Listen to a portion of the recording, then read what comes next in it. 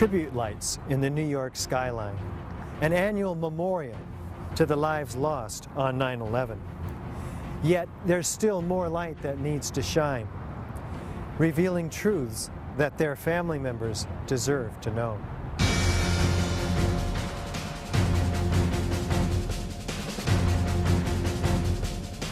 September 11th, 2001, a day that changed history. 4 planes went silent and off course. 2 of those planes crashed into the World Trade Center Twin Towers. Several columns were severed, and the jet fuel ignited fires that spread over several floors. About an hour later, millions watched in shock as both towers were suddenly and rapidly destroyed, killing almost 3,000 people, for whom truth and justice may have yet to be served.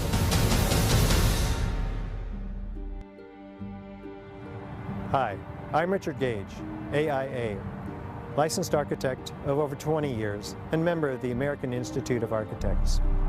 I'm founder of Architects and Engineers for 9/11 Truth, a non-profit organization of well over 1,000 technical and building professionals. According to official government reports, the fires weakened the structural steel framing of both twin towers, leading to sudden, progressive, and total collapses. Unknown to most people, a third steel frame high-rise, World Trade Center 7, was also destroyed.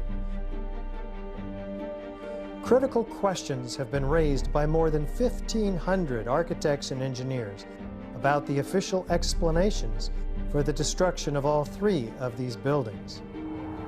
Along with more than 10,000 other concerned individuals, these professionals, collectively comprising more than 25,000 years of experience, have signed our petition.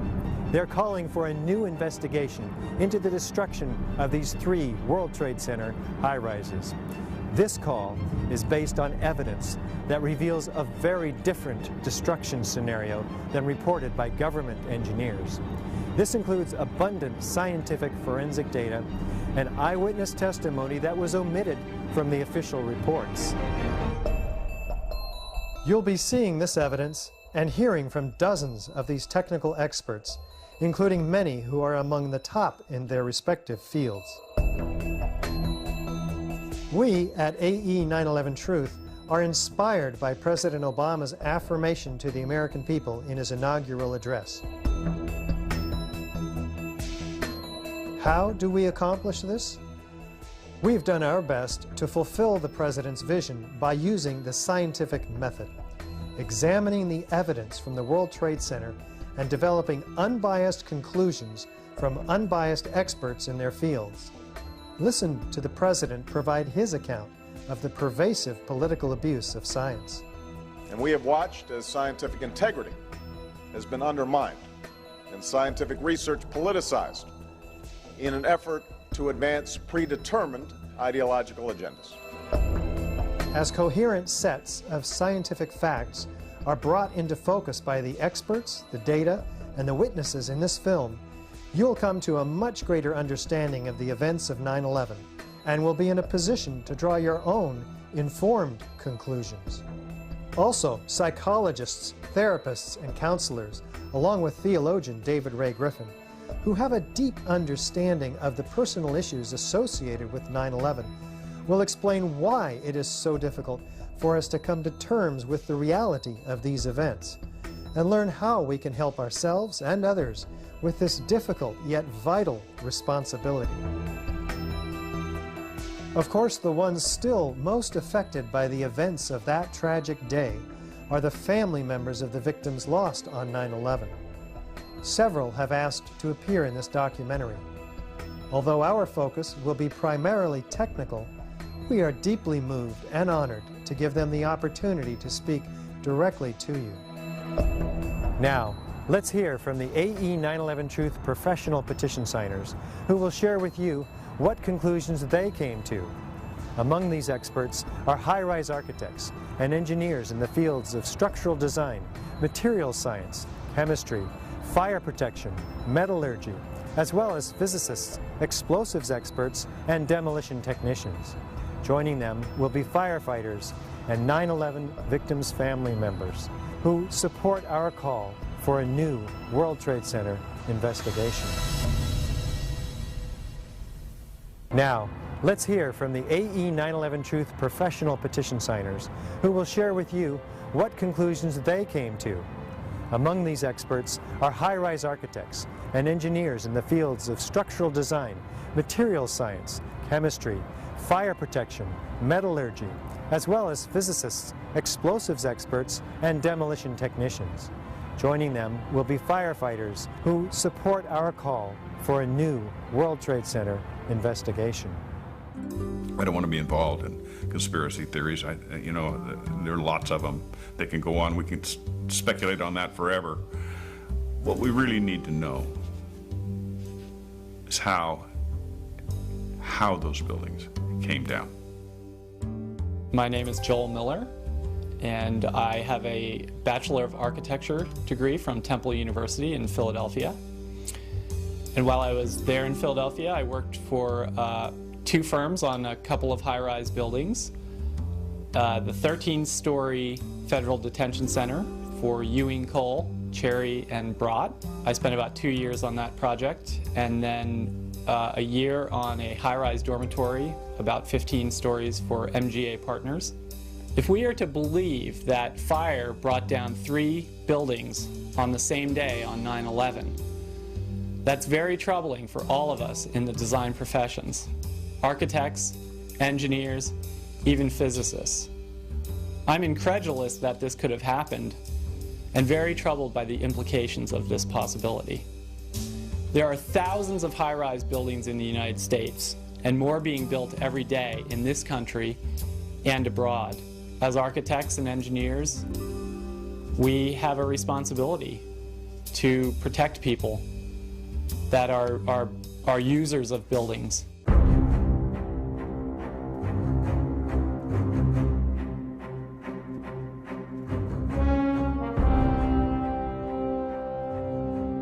The new World Trade Center, Building 7, looms above the site of its original. Building 7 was a 47-story high-rise, not hit by an airplane. Yet, it was the 3rd modern steel-frame skyscraper to collapse rapidly and symmetrically on 9/11. It was a football field away from the North Tower and sustained minor damage from the falling debris. Building 7's precipitous collapse was blamed on normal office fires.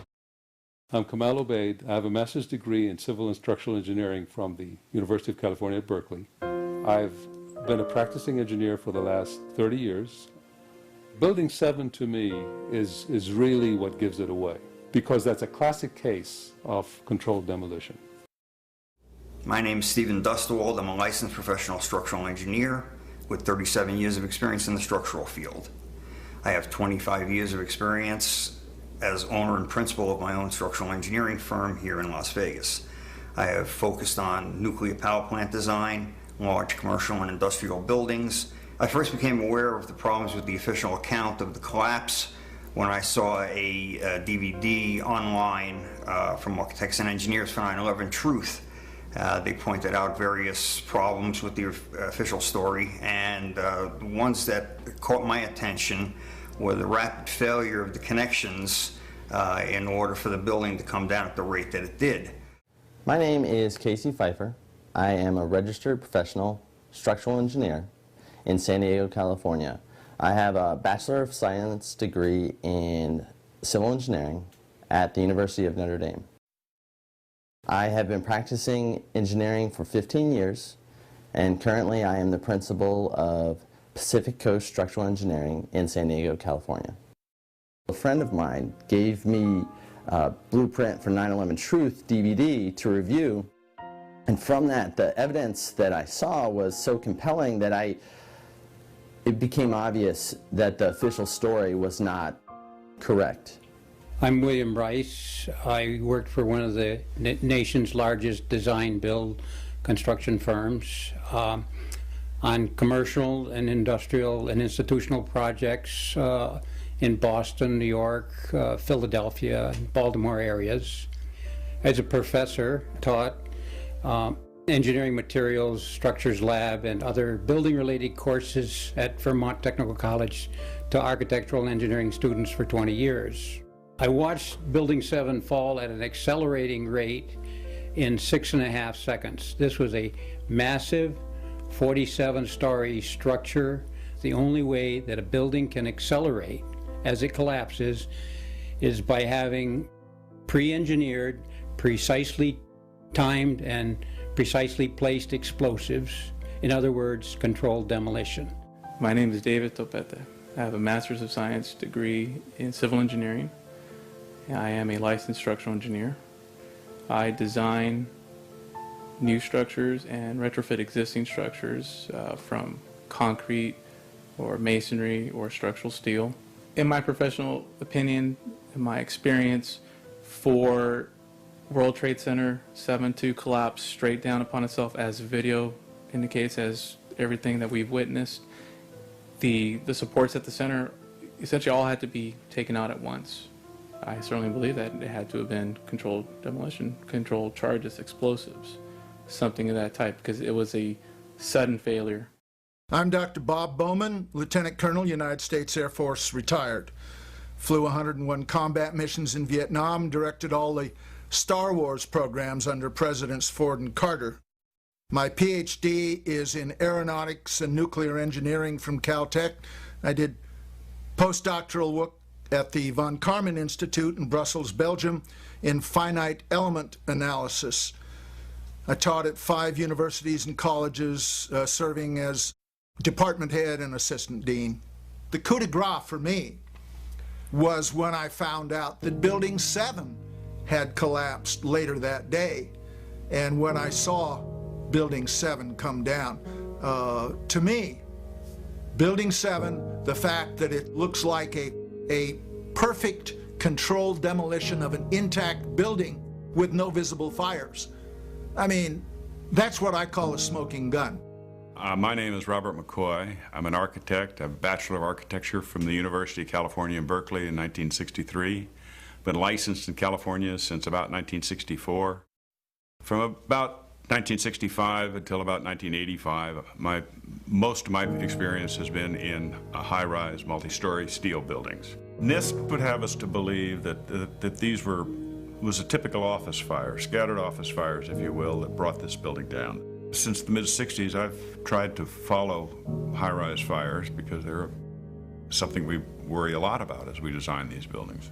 And I'm not aware of any high-rise building that have come down as a result of fires. I can't remember even a partial collapse in any of these buildings that I've watched over the years. I'm Steve Barish, founder and president of Barish Architects and Associates, Inc., a 33-year-old architecture planning and engineering firm. We have offices in San Luis Obispo and Pasadena, California. I hold a Bachelor of Architecture degree from the University of Arizona and a Master's of Architecture and Urban Design from Rice University in Houston, Texas. Spent 3 years in London as the first PhD student at the Architectural Association. One of the things that really interested me is how quickly the Tower 7 fell. It fell within 7 seconds approximately from top to bottom. This building was built in the mid-80s apparently and met all the known codes at the time. Buildings just don't behave like that. We're here in Sydney with Jan Utzon, son of the great Bjorn Utzon, who designed the Sydney Opera House. What are the features of the collapse of World Trade Center 7 that caused you to be disturbed? It looked like it was a demolition more than anything else. My name is Les Young. I'm a licensed architect in both New York State and in California. I've been involved in many large projects, including overseeing several high-rise buildings ranging in size from 14 stories to 40. Over the course of 20 years, I'm mainly called in to help with very large, difficult projects. When I watched Building 7 collapse, it basically left no doubt in my mind that something was wrong. Building 7 had not been hit by a plane. To me, it was obvious that there was some controlled demolition and some explosions involved.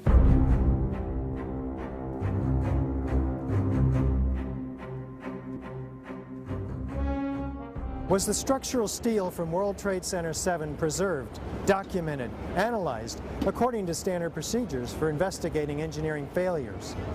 It was really clear from the beginning that there was this great move to, as quickly as possible, get rid of all of the rubble and move it off. Because what they did immediately after 9/11 was they started removing the steel, the debris from Tower 7 and all the towers immediately. They sent it off to China to be recycled. 400 truckloads per day of material were taken away from the World Trade Center site and sent to China for recycling. All of a sudden they had a big incentive to recycle steel for some reason. Quickly and rapidly, they were destroying the structural steel. The steel was hauled away and melted down before it could be analyzed. It was already being carted away and destroyed when the FEMA investigators got there about a month after September 11th. It was being melted down, it was being cut up into pieces so that no real thorough investigation could happen. And that in itself is a crime, and that kind of thing needs to be investigated. The steel was picked up and carted away before anybody got a good look at it. And the destruction of evidence was a criminal act in itself. It would have answered a lot of questions that we can't answer because we don't have the structural steel to examine.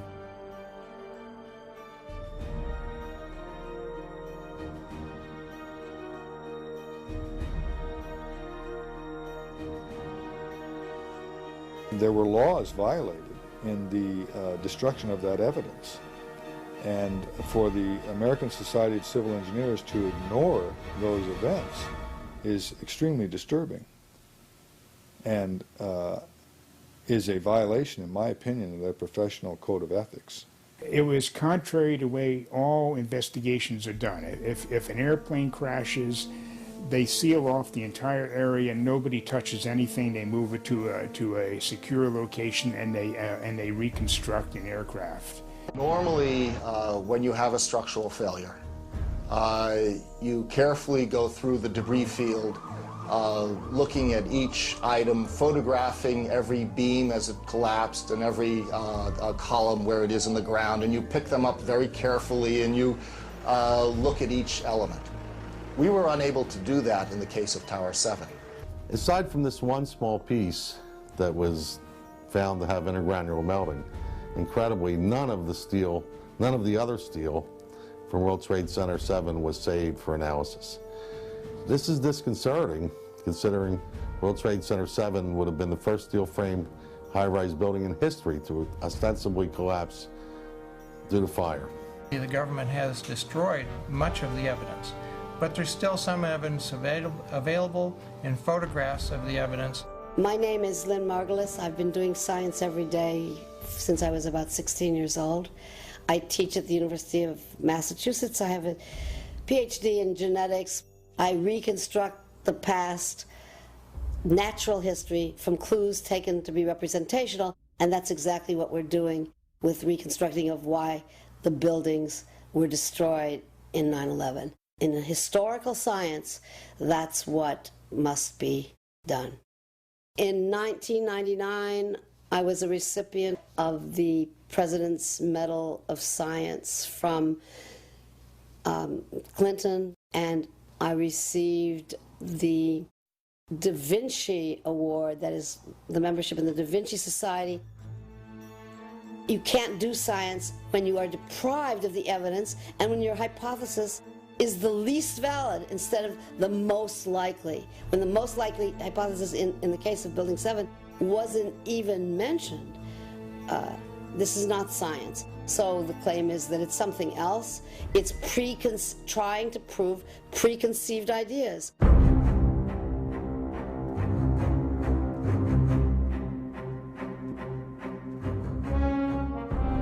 Was a proper investigation performed that might have revealed the use of accelerants or explosives in World Trade Center 7's destruction?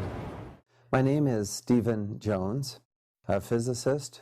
I received my PhD in physics from Vanderbilt University in 1978, so I've been at this for over 30 years, studying various subjects. I have published over 50 peer-reviewed papers in my career.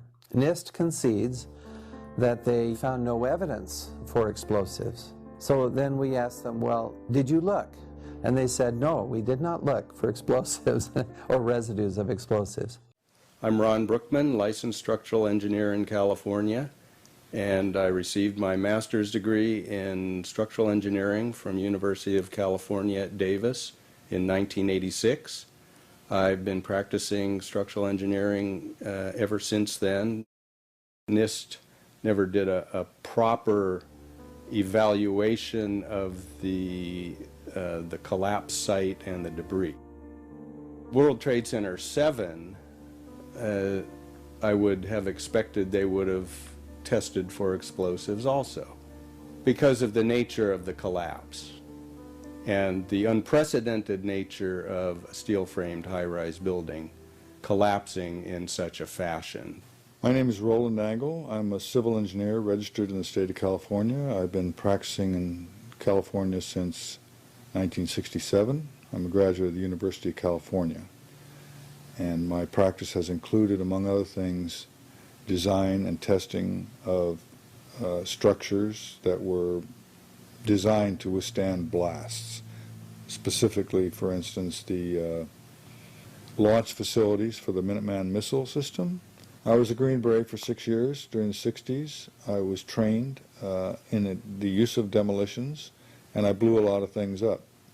One of the things that we did was go out and attack structures, analyze them as to where their weak points were, learn how to place explosives at points that would cause them to fail, and then actually demolish them and analyze our results. So the method of how to attack a structure and cause it to fail with explosives was one of the things that I learned through my military training. Well, the American Society of Civil Engineers was brought into this investigation early on. They did a very superficial investigation of the site. They issued a report without any significant forensic examination, and there were laws violated in the destruction of that evidence. And for the American Society of Civil Engineers to ignore those events is extremely disturbing, and is a violation, in my opinion, of their professional code of ethics. I'm Tony Zambodi. I'm a mechanical engineer from the Philadelphia area with over 20 years of experience in the aerospace industry, where I design structures for aircraft and spacecraft and support equipment. Neither NIST or FEMA followed standard protocol for fire and explosion investigations, or just fire investigations for that matter. National Fire Protection Association Guide number 921 calls for saving the evidence and being prepared to justify why you wouldn't.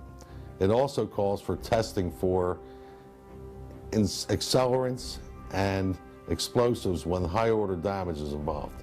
NIST did not do this.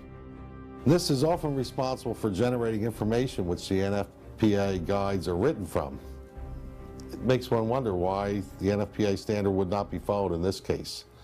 NIST has not answered this question publicly.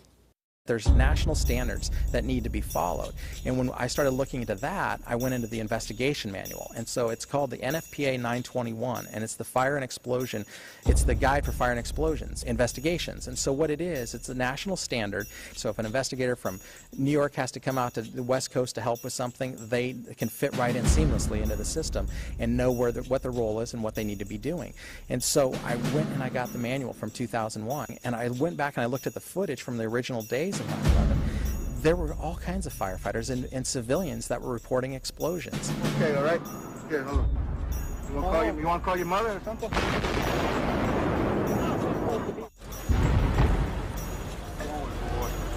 hear that? Keep your eye on that building as they're coming down. Just the fact that there were explosions means they need to be investigated. Terrorists used explosives in '93. We had witnesses to explosions. We have audio recording of explosions. We have overwhelming evidence that there were some explosive events. The manual gets into thermite, and if it says if you have melted steel or concrete, which we had on 9/11, and there's videos of it, people can see it, we should test for it. It says when you have melted steel or concrete, you test for thermite. So the fact that they're not testing for it is crazy. We had 3,000, Americans murdered, and we had the first 3 high-rise and steel collapses. We have all these reports of explosions. We have the vans pulled over. We have the history of terrorists using explosives. It's absolutely ridiculous that there's no excuse for it. It's criminal, in my opinion. It's absolutely criminal that they refuse to follow the national standards, and the national standards say that they should be testing that for explosives. One of the other big issues we have, the firefighters that are members of the Firefighters for 9/11 Truth, is just the blatant destruction of evidence. We're not talking about a little bit of evidence. They destroyed all the steel, basically the bones of the building that would have told us how this first high-rise steel structure in history that hadn't been struck by an airplane, all it had was a few fires on several floors, and it had only been burning for a few hours. We've had other high-rises burn much longer. The way we could have learned from this was analyzing that, looking at the steel and seeing how this collapsed and how it failed and which steel members did what. Well, we can't do that, because what they did immediately after 9/11 was they started removing the steel, the debris from Tower 7 and all the towers immediately. Why were they destroying this? They sent it off to China to be recycled. So they never had any physical evidence to do the investigation. The national standards are very clear. We have preservation of evidence, we have spoliation of evidence, there's all kinds of basically standards that you don't destroy evidence. So that's what we're calling for. We're calling for an investigation into the investigators, why they destroyed this. We're calling for a reinvestigation that follows national standards. And the big thing is everybody says this is in the past, leave it in the past, and that's not true. We have ground zero workers dying today. They're getting cancers, and several of them don't have medical insurance. The FDNY, most of them are being taken care of by the department, but there were so many thousands of volunteers and members of other departments that showed up, and they were there for months afterwards, and they don't have the medical coverage. They can't make their house payments. They're sick and dying, and we as a country are ignoring them. We promised we'd never forget, but it looks to me like most people have forgotten, and they want us to forget, and that's what we're here for, is to basically just ask people to take another look into this, show some compassion, and let's help our brothers and sisters out and really reinvestigate 9/11. It's changed our world. It's, not to mention that there were 343 brothers murdered, but we're at war over this. We've lost a lot of our freedoms over this, and we don't have the real story on what happened because there wasn't a proper investigation done.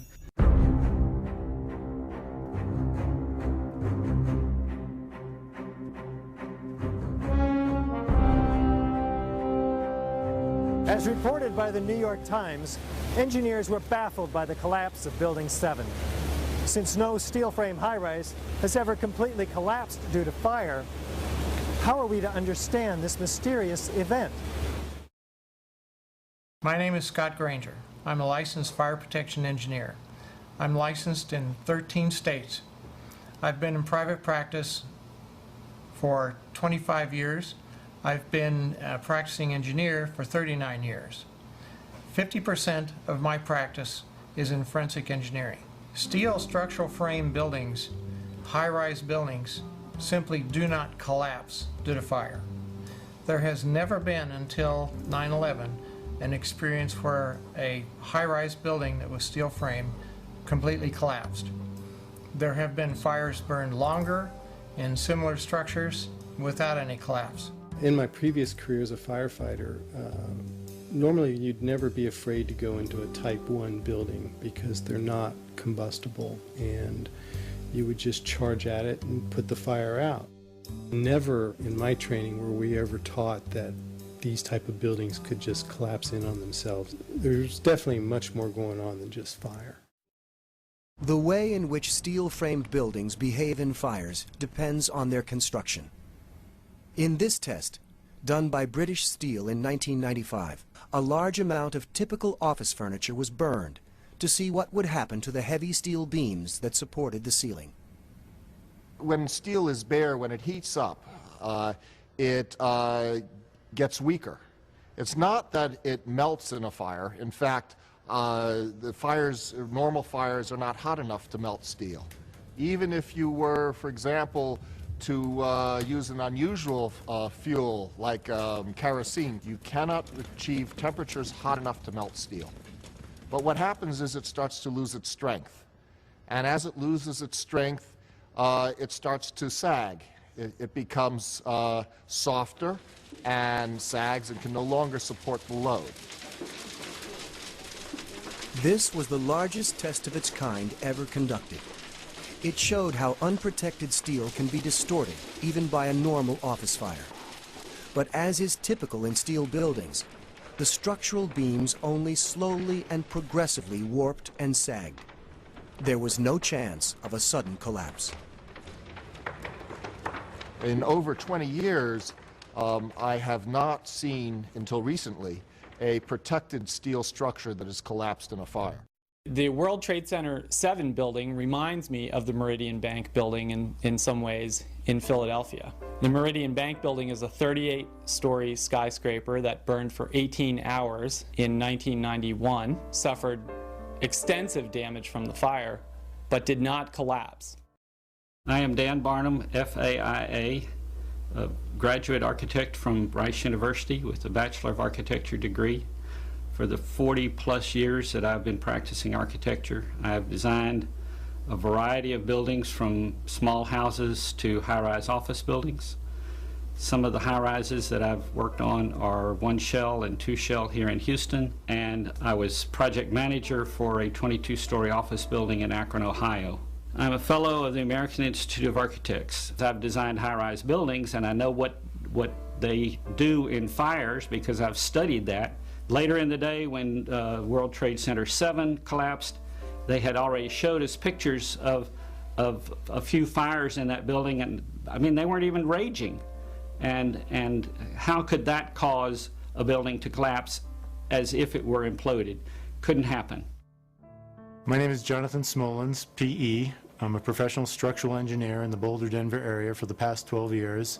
And one of my specialties is forensic engineering, including evaluation of structures post-disaster. What happened to those columns to all collapse at the same time? The explanation provided does not match the evidence that we have. My name is Michael Donnelly, PE. I'm a structural engineer with 14 years of experience. I get involved mostly with the design of steel-framed fireproof buildings. We've never had a steel-framed skyscraper collapse in the United States or internationally. So there's no precedent. I don't think Building 7 could have collapsed by fire, as NIST tells us that this collapse mechanism, starting with thermal expansion, that worked its way upward and outward through the building, in a matter of seconds, there's not enough time for the building to collapse the way that NIST tells us it collapsed. I'm Ed Moniak, licensed fire protection engineer for at least 25 years, and I work for a number of organizations, city, federal, large insurance companies, consultant, always in the area of fire safety, and with the goal of keeping the public safe and first responders safe. I became fascinated with the government's version of the events on 9/11, because this was totally contrary to everything that I've ever experienced, either working in the field of fire safety or knowing what I know about mechanical engineering. It defies many fundamentals of mechanics and materials and physics and just many fundamental engineering concepts. World Trade Center 7, NIST claims the fires were very large, very hot, and long-lasting, when in reality, observation, which has been researched by many people, shows these fires did not last very long. They were not in the locations where NIST claims they were at given times.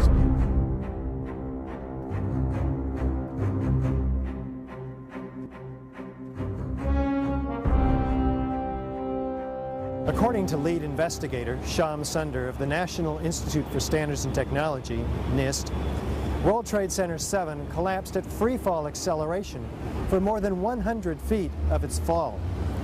What does the speed of the collapse reveal to us? Essentially, in less than 7 seconds, Tower 7 came down upon itself. Building 7, NIST reports admits fell at the rate of gravity for the first 100 feet. Well, that's impossible unless there's nothing resisting it. It's just like taking your car keys out and just dropping them. That's how fast the building came down, for over 100 feet. And the only way you can get that is when there's zero resistance. And so what we're looking at is a building just coming straight down, falling right through itself with zero resistance.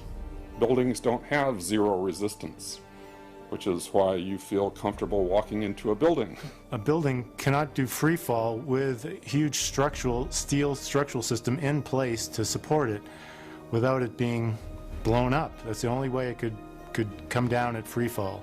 The failure of all these connections as the primary means of structural failure is inconsistent with a natural gravitational collapse and indicates the presence of other agents which would dismember these connections. I'm David Chandler. I have a bachelor's degree in physics from Harvey Mudd College and a master's in education from Claremont Graduate University and another master's in mathematics from California Polytechnic University. I've been teaching for over 30 years. I'd heard people say, well, it came down at free fall or close to free fall and so forth, so I decided I'd measure it myself. I have a tool that I use in teaching which allowed me to take a video and put a dot on each frame to follow the motion of things. And so you can measure speeds and accelerations and it'll do the analysis. One of the fundamental laws of nature is the conservation of energy.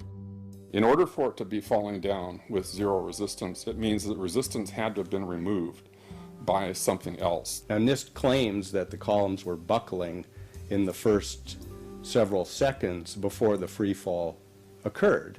Now I don't see how that's possible. And in the final report, they modified it, they tried to doctor it up. They still tried to say that it was essentially correct, but then they modified it and they actually admitted there was a period of free fall involved. But they never changed their model. Like, how do you all of a sudden allow for free fall when they just got done explaining how it couldn't have been in free fall? If I were a scientist, I'd be embarrassed to try to put forward something like that. It was clearly a fraudulent argument. In other words, NIST is telling us that the building below it ceased to exist for the first few seconds of the collapse of the building. Well, things in physics just don't cease to exist and cease to resist the forces that are on them. Free falling for 8 stories. So we know that happened. Okay, it's been measured and it's on videos. Everyone can see it. NIST has admitted it went into free fall for 8 stories. That's a bothersome part of the puzzle because NIST never explained it. Absolutely no resistance to the descent whatsoever. The building didn't disappear so the building can fall for 100 feet at free fall speed. That's impossible. That's a violation of the fundamental law of physics that says that for every action there's an equal and opposite reaction. So that evidence alone would indicate that the official story doesn't hold water. There was no time for this elastic deformation and plastic deformation, which would have absorbed energy and decreased the descent to less than free fall speed. As energy is drained away from the system to deform those members, it would slow down the descending mass and cause a descent at less than free fall speed. 40,000 tons of structural steel in its structural system, and that is intended to keep it from going anywhere. A building cannot do free fall with a huge steel structural system in place to support it. There's no resistance until the building gets down maybe halfway. Buildings tend to be delayed as they collapse. They don't just pancake down like this in a very short period of time. If the pancake theory works, it's going to hit hesitation, and there was no hesitation. Going from motionless to free fall instantly. One continuous motion. There couldn't have been any structural resistance. Buildings just don't behave like that. If floors fall, they tend to fall and are braced by the floor directly beneath it. and there's some delay there. This is inconsistent with the energy redistribution that would be required from the descending mass to the remaining structure. Completely impossible. And NIST themselves have to recognize the implications of this. The fact that they haven't is fraudulent. The connections are designed with a safety factor of 1.5 to 3 times the failure load for the member. So this assures that the member will always fail first in an elastic mode and then a plastic mode. Ideally, the member would fail before the connection. You don't want the connections to fail first. The connections failed first without any of the members exhibiting large deformations or deflections. Over 400 connections per second had to fail in order for the members to be released and for the structure to descend at almost free fall rate. To fail at the rate that they did progressively across the building, even if a floor were to collapse, it still wouldn't be able to collapse all of the connections simultaneously at the rate that it did without secondary explosions. There's no hesitation. There was no hesitation when it was to hit story after story. If you were to look at a standard moment frame steel connection, which is a welded connection between the beam and the column, it would take on the order of around 500,000 pounds to shear off one connection. And if you multiply that by 400, put maybe a safety factor of 4, you would require 50 million pounds of force per second in order to collapse the building the way it was shown based on the NIST report and what we saw on the video evidence of the video of the building that day. It's highly unlikely, don't know how that could ever happen without secondary explosions. It's not logical or reasonable. The fact that it's coming down at free fall says all of the energy is being used to just make it go straight down, which means it's coming down through itself and not breaking up the building as it goes. Something else has to be clearing the way. And that is smoking gun evidence to me. I think that's one of the primary pieces of evidence that these buildings really were demolished. They weren't just accidents that happened.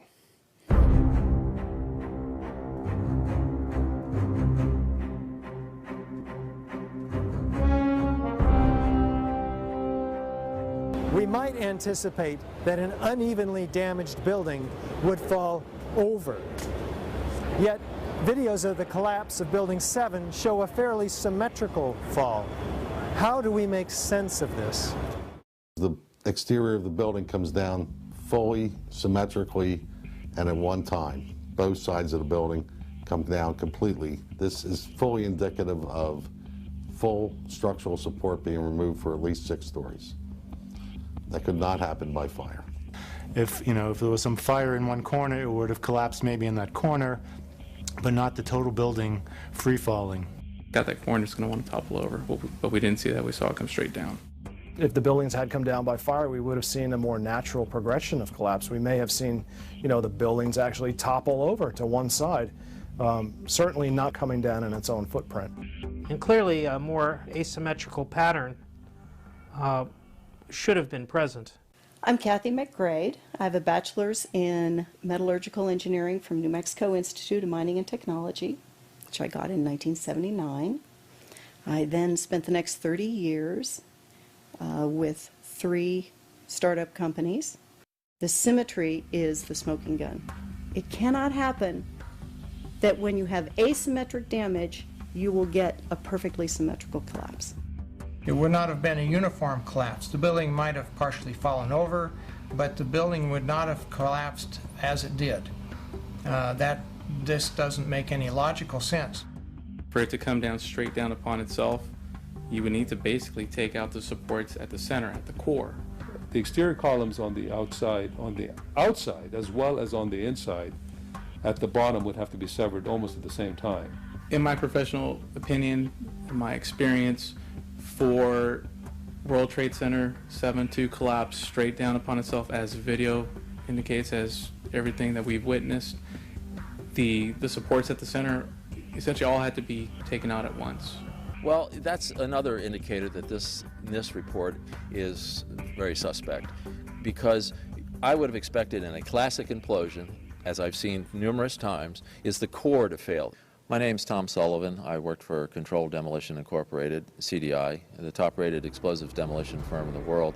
As an explosives loader, my job was to place explosives in the buildings to prepare them for demolition. I was licensed while in New York by the New York Fire Department to handle explosives. And I worked on major projects such as Seattle Kingdom, the Three River Stadium, Philadelphia Naval Hospital, and Key Span gas holders in New York.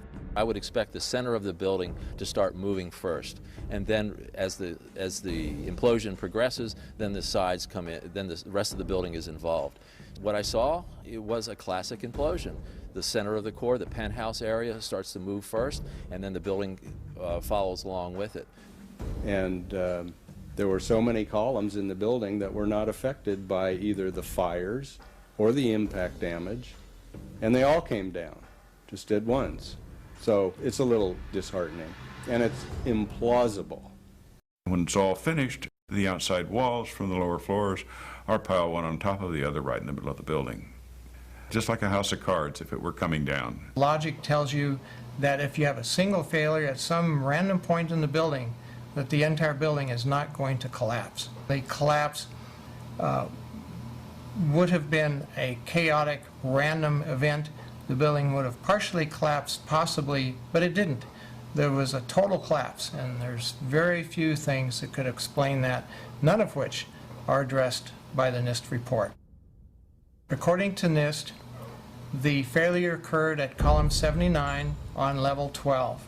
This means basically they're talking about a single columnar collapse or failure that resulted in a total collapse of the building. That just does not make any sense.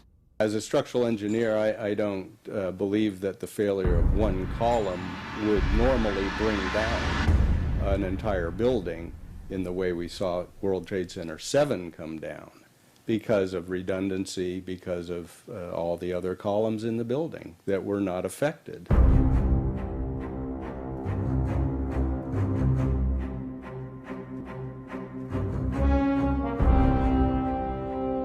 NIST provided computer animations in support of their fire collapse theory. But what do independent engineers say about these animations? When you observe the footage of how the building failed, and when you look at the animation of the failure, and compare that to what you actually observe in reality, I think they disprove their own theories. It is impossible for it to fail the way they said. I've seen the animation sequence from the National Institute of Standards and Technology for their model, their mathematical model of the collapse of building number 7.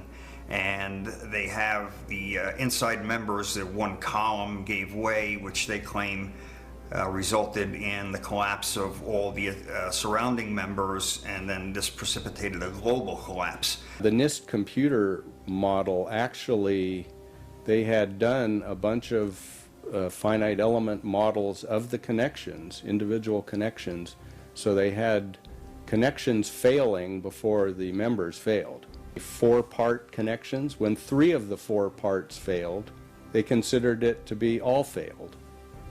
The exterior of the NIST World Trade Center 7 computer simulation model, which they put together to try to explain their theory, shows large, very large deformations which are not observed in the video of the actual event. Yet they don't attempt to explain this in the report on why their model doesn't represent or replicate reality.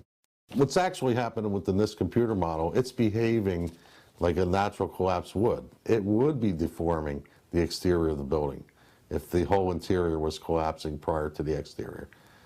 What we're seeing is what would happen in a natural collapse, and what we see on the real video is not a natural collapse. So I think that the NIST model is flawed. Of course, they won't release all of their parameters that they use to model the collapse, and that is a primary problem for them. NIST has also repeatedly refused to release computer input data that was requested through the Freedom of Information Act from them in the past concerning World Trade Center 1, 2, and 7. What do these professionals conclude about the destruction of World Trade Center Building 7? There had to be some agent that was destroying the connections in building number 7 at 400 connections per second, and the only thing that I can see that would be capable of doing this would be explosive devices at the connections. And this is why I think that there has to be a new investigation to find out the real physical causes for all these members to act in an atypical fashion. And I certainly believe that it had to have been controlled demolition, controlled charges, explosives, something of that type, because it was a sudden failure. Controlled demolition. There's no way that fire did what they said it did to that building. Impossible. Couldn't happen. It just did not make sense that a building that had a few minor fires in it could possibly succumb the way it did. If there was damage, it would have been minor. There might have been some deflection of a beam or two here or there, but not a total and unequivocal complete collapse. It just doesn't ring true. A few fires in that building, and I mean, they weren't even raging. And how could that cause a building to collapse as if it were imploded? Couldn't happen. To me, it was obvious that there was some controlled demolition and some explosions involved. When I saw Building 7 fall, it to me appeared to be controlled demolition because it fell in free fall manner into itself. It is my opinion as a former 12 Bravo combat engineer, well trained in the use of explosives, that this building, all three buildings, were brought down as a result of controlled demolitions.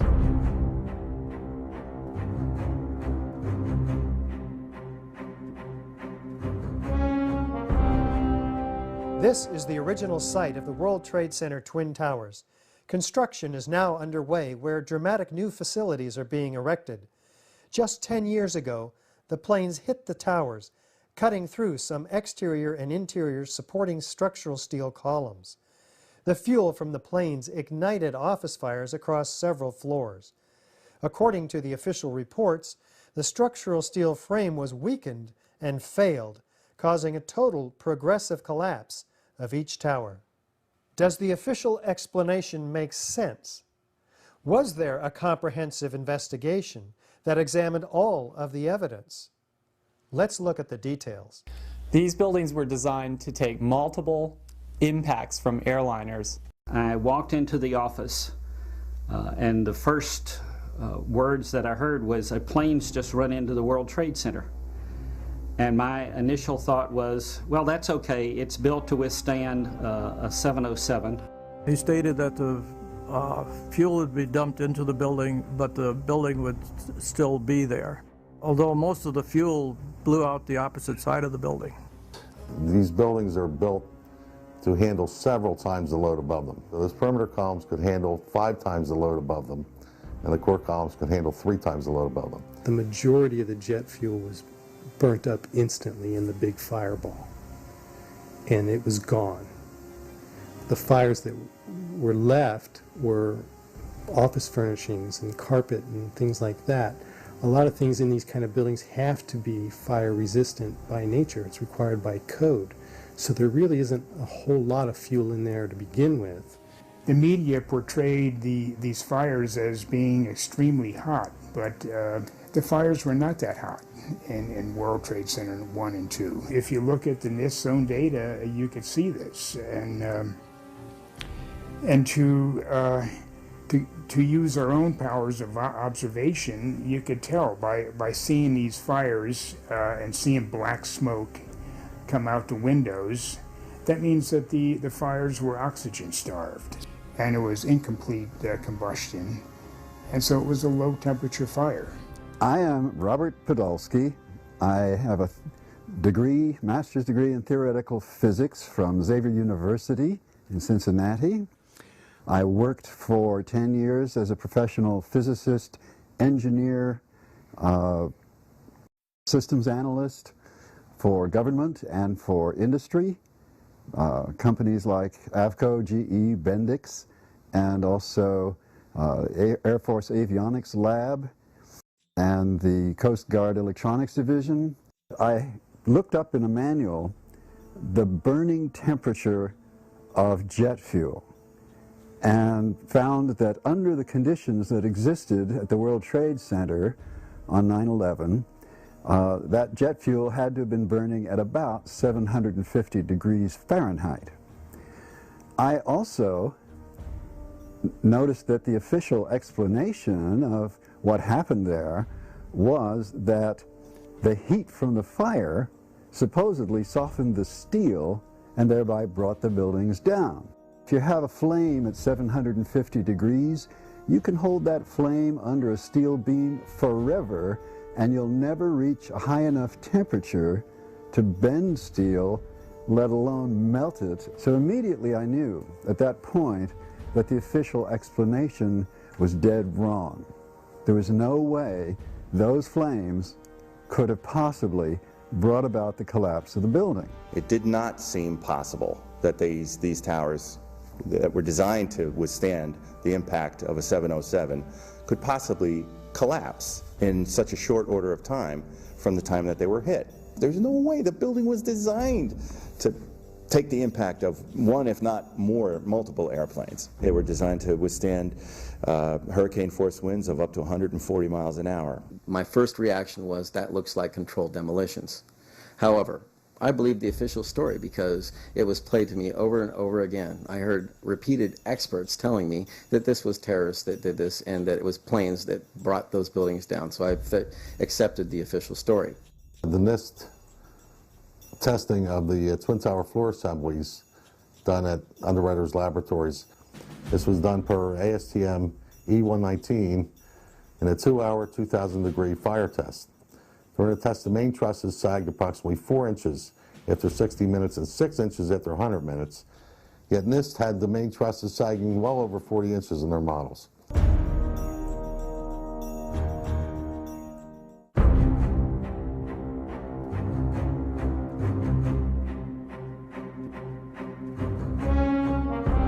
Rather than a slow groaning collapse that we might anticipate, the Twin Towers show in the videos a very rapid, sudden onset of destruction. What does this imply? I'm Frank Callahan, a practicing civil engineer in the state of California. I have a Bachelor of Science from Chico State, which I received in 1988. I've been a licensed civil engineer since 1993. I specialize in bridge construction, retaining wall construction, small building construction, bridge demolition, and I have experience in bridge design and building design. Structural steel is required by building and design codes to prevent catastrophic failure and loss of public life. Everybody's seen the building collapses on 9/11, and it was shocking how fast the buildings collapsed. The way the buildings fell was not indicative of the way a building that's in distress collapses. This doesn't happen with structural steel buildings and never has and never will again. We assume that fires could destroy a building. Why people select steel buildings is because they would destroy slowly. It would gradually twist and bend and give people plenty of time and safety in getting out of the building. The basic philosophy of the building codes in the last 75 to 80 years has been to ensure ductile failure of the members to provide for the public safety. Under this philosophy, members that are overloaded will deform elastically within the elastic range of the material with increasingly large deformations and deflections. This gives rise to large deformations that are visible and apparent to the occupants of the structure, and this gives them time to evacuate the structure. I would not have expected the whole building to just give in at once, and I thought it rather odd that they fell almost perfectly in very similar ways. It seemed odd that lightning would strike twice. Upon further review of the videos of the tower's destruction, in the 9/11 Blueprint for Truth DVD.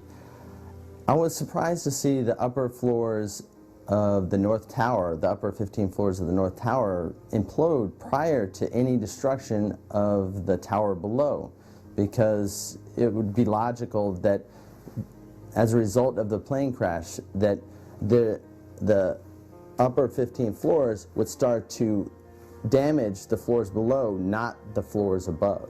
And it certainly would stay in the damage zone. It would not drop down through 80,000 ton of insulated, undamaged structural steel and do it in 12 seconds.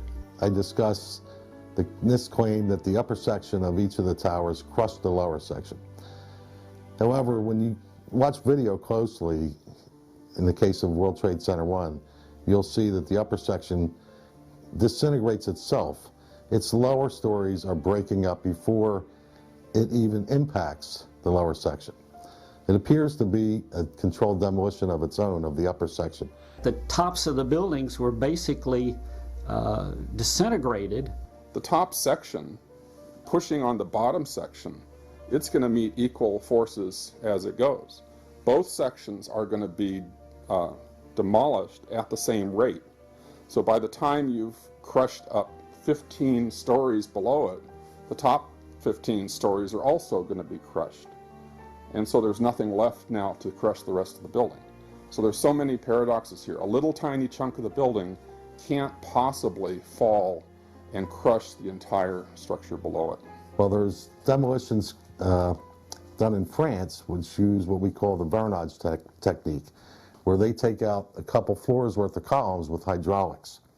They take the columns out and they let the building, the upper section of the building, drop 2 full floors. And when it impacts the lower section, there's a very definitive, observable jolt, deceleration, and velocity loss. You're looking for a jolt, that this thing, if it actually comes down and hits, you should be able to see the point at which they actually impact, because it would actually slow down the motion of the falling block.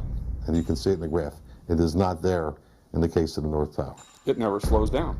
It accelerates the entire time. And that was what was extremely significant. So I published a paper about that. It's in the Journal of 9/11 Studies. And so if you had the top section acting like a pile driver, if in fact it actually hit and made an impact, it was effectively crushing anything, pushing hard on this core structure below it, the core structure is going to push back equally hard. And that's what's going to cause the top section of the building to slow down. But the fact that it's constantly accelerating downward is evidence that it didn't slow down. It's not actually hitting and engaging with the structure below it in any way that could demolish it. The top section is not crushing the bottom section of the building, or it would meet resistance. I am Richard Human. I am a retired professional electrical engineer. I went to Brooklyn Polytechnic Institute and received the Bachelor of Electrical Engineering degree in 1954. I worked for Joseph Flooring for 41 years and was Principal Chief Electrical Engineer for the World Trade Center complex. I was very familiar with the Twin Towers elevator systems because we took over conceptual maintenance and improvements of the elevator systems after the project was completed. I actually ran and rode up and down elevator shafts on the top of a car going 1,200 feet a minute. You could imagine the experience. I'm very familiar with the interior structure that surrounded the elevator shafts and the accessibility which the elevator companies had 24/7. The only way that I can see that the towers could have collapsed is that the interior columns were compromised. In Tower 1, unless my eyes were deceiving me, before the tower started collapsing from the top, the antenna started to fall. And the antenna, of course, was over the middle of the elevator shafts. And, of course, their access to the elevator shafts gave them total access to the surrounding core columns, the interior of the core columns.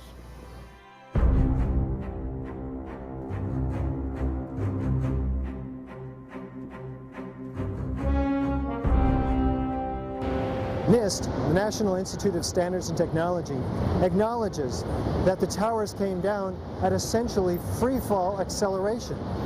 What are the implications of that admission? The measurements have indicated that Tower 1 collapsed in about 11 seconds and Tower 2 collapsed in about 9 seconds. And the argument goes that this is essentially the rate at which free fall would happen. I had a friend that asked me if it was possible for the Twin Towers to achieve near free fall speed when they collapsed. The Twin Towers could not have come straight down through the thousands of tons of structural steel through the greatest resistance, the resistance of 80,000 tons of structural steel at the speed of practically free fall. That just would not happen. There are columns of steel around the exterior of the building and within the core, all of which are there to prevent the thing from falling down. And so even if something falls on it, it's not going to immediately just go pop, pop, pop, pop, pop, pop like that, floor by floor. It's going to, if it's going to collapse, it's going to have to take some time to weaken the structure below it. This structure was capable of holding 3 to 5 times the weight. And here it is falling through it with a resistance of only 1/3 of its weight. Roughly 90% of the resistance has been removed. And what's happening is the top section is not crushing down the lower section like a pile driver, which is the picture that NIST basically is painting. It's actually falling into material that's already been pulverized, that's offering very little resistance. It's just coming down through pre-pulverized material. One of the fundamental laws of nature is the conservation of energy. There was no time for this elastic deformation and plastic deformation, which would have absorbed energy and decreased the descent to less than free fall speed. As energy is drained away from the system to deform those members, it would slow down the descending mass and cause a descent at less than free fall speed. This is high school physics, and our whole society is being led to believe that these fundamental laws of physics, hard science, don't apply anymore. I think that should really frighten all of us. Over 400 connections per second had to fail in order for the members to be released and for the structure to descend at almost free fall rate. Structural connections not only had to fail nearly simultaneously, but in sequential order. The buildings fall at a speed which can only occur if the structure has been removed, the vertical structure. This block accelerates straight down, or it's picking up speed downward continually. It doesn't slow down, it just continues to gain speed. From what I understand, the buildings actually accelerated as they came down, meaning they were not getting resistance from these massive columns in the center of the core of this building. The core of this building was very heavy. They're huge columns, huge. I could not see how those massive, very thick columns could just snap like that. I would have expected them to, most of them to stay intact with the floors collapsing around them. I'm Alfred Lopez. I'm a registered professional structural engineer in the state of Michigan and have been in private practice for 40 years with Lopez Engineering. I've worked on several high-rise projects with office buildings above parking decks and high-rise apartment buildings here in the Detroit area.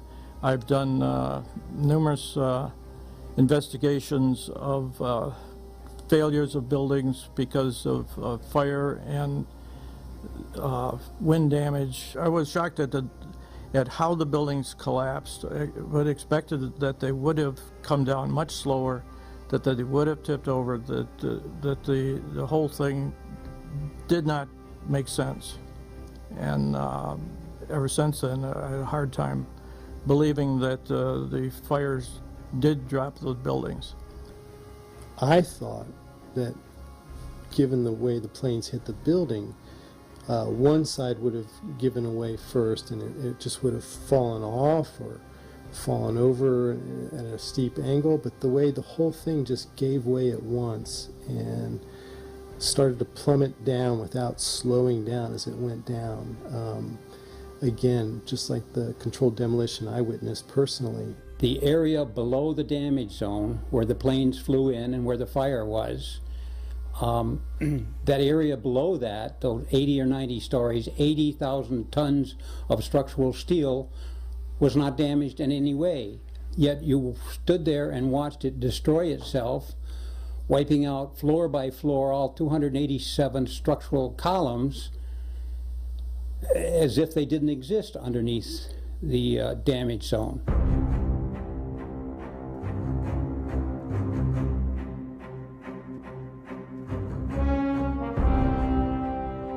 According to the first responders' oral histories, which were reported in the New York Times, over 100 first responders reported sounds of explosions and flashes of light at the onset of destruction of both towers. These were not discussed in the NIST report. What did these eyewitnesses actually see and hear?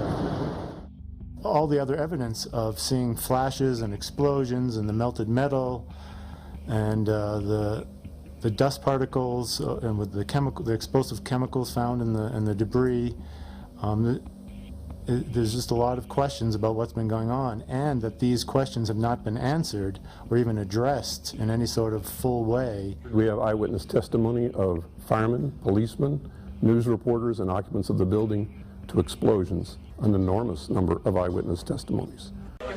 There was a heavy-duty explosion inside the lobby. Was that a secondary explosion? Yes, it was. There were numerous secondary explosions taking place in that building. There were continuous explosions. There was a secondary explosion, probably a device either planted before or on the aircraft that did not explode until an hour later. Then there was those secondary explosions and then the subsequent collapses. It sounded like gunfire, you know, bang, bang, bang, bang, bang, and then all of a sudden 3 big explosions. About 50 consecutive bangs, and it fell down like a waterfall. And we heard the noise associated with an implosion. We heard a very loud blast, an explosion. We heard a loud explosion. At that point, we heard a large boom. Do you know if it was an explosion or if it was a building collapse? To me, it sounded like an explosion. There was another major explosion. All of a sudden, you hear explosion, and you could see the building starting to collapse. Huge explosion that we all heard and felt. We could hear a rumble, which was about 5 seconds long, preceding the actual collapse, and then a boom when each of those towers collapsed. Just seconds ago, there was a huge explosion, and it appears right now the Second World Trade Tower has just collapsed. I was about 5 blocks away when I heard explosions.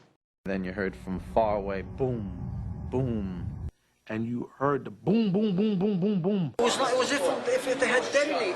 Yeah, if they were planned to take down a building. Boom, boom, boom, boom, boom, boom, boom. And it just started going pop. It just started going boom, boom, boom, boom, boom. And he goes, how fast? I go like firecrackers. One of NIST's other excuses was that there were no blast sounds heard by witnesses or recorded. There's so many videos of witnesses from that day that report explosions. There's radio transmissions from the FDNY. We have the transcripts that were recorded, back in 2001 of all these firefighters and first responders reporting explosions. There's no doubt they were heard. In the oral histories of the emergency personnel taken down in late 2001 and early 2002, there are over 100 individuals who made comments about seeing, hearing, and feeling explosions in those buildings. These oral histories were documented well before NIST started their World Trade Center investigation in September 2002. This testimony should have caused the presumption that there was a good chance explosive residue would be found and justified testing for it, rather than the opposite. Reviewing the some of the eyewitness accounts and people hearing what sounded like explosions and things like that. Again, it didn't seem very plausible for any other type of cause for such an event. It doesn't look like a collapse. It's like a huge mushrooming, billowing kind of an event. That whole thing looks nothing like a building falling down. It's a building being blown up. And it's being blown up progressively from the top down. That's what the physics shows. NIST acknowledges in their response to a request for correction that they are unable to provide a full explanation of the total collapse. Yet they refuse to consider the possibility that explosives or some other form of demolition device could have been used to cause the collapses of the towers. And the fact that controlled demolition is consistent with all the available technical evidence. And the response to that request for correction is NIST simply saying they're unable to provide a full explanation for the total collapse, even though that was their task given to them by Congress. The core structure of the building had to have been destroyed by other means.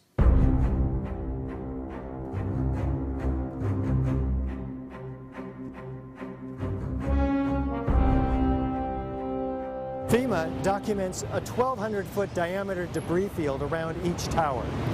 Videos show multi-ton steel sections of hundreds of individual steel pieces ejecting out of the towers at 60 miles an hour for a distance of 600 feet. They also show clouds of debris pulverized in mid-air and isolated explosive ejections as many as 60 stories below the so-called crush zone. Videos also show the near total destruction of both towers. What does all this tell us about the forces and energies involved in the destruction? The spread of debris in a large radius around each tower. What we see is an outward explosion of material beyond the perimeters of each footprint. And this is not expected, and it's not congruent with the reports of our government. Debris that was shooting out for hundreds of feet in all directions, 70 miles an hour, leaving the 80th floor of the North Tower and making a fairly level trajectory, that to me is fairly alarming. Large multi-ton beams were hurled hundreds of yards laterally.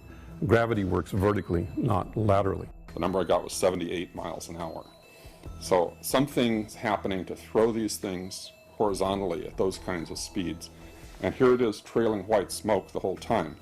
It really is indicative of some kind of explosion. The individual explosions that I noticed 20 and 30 and 40 stories below the collapsing structure, those are what we demolitions guys call squibs. And that's another characteristic that seems to be evident.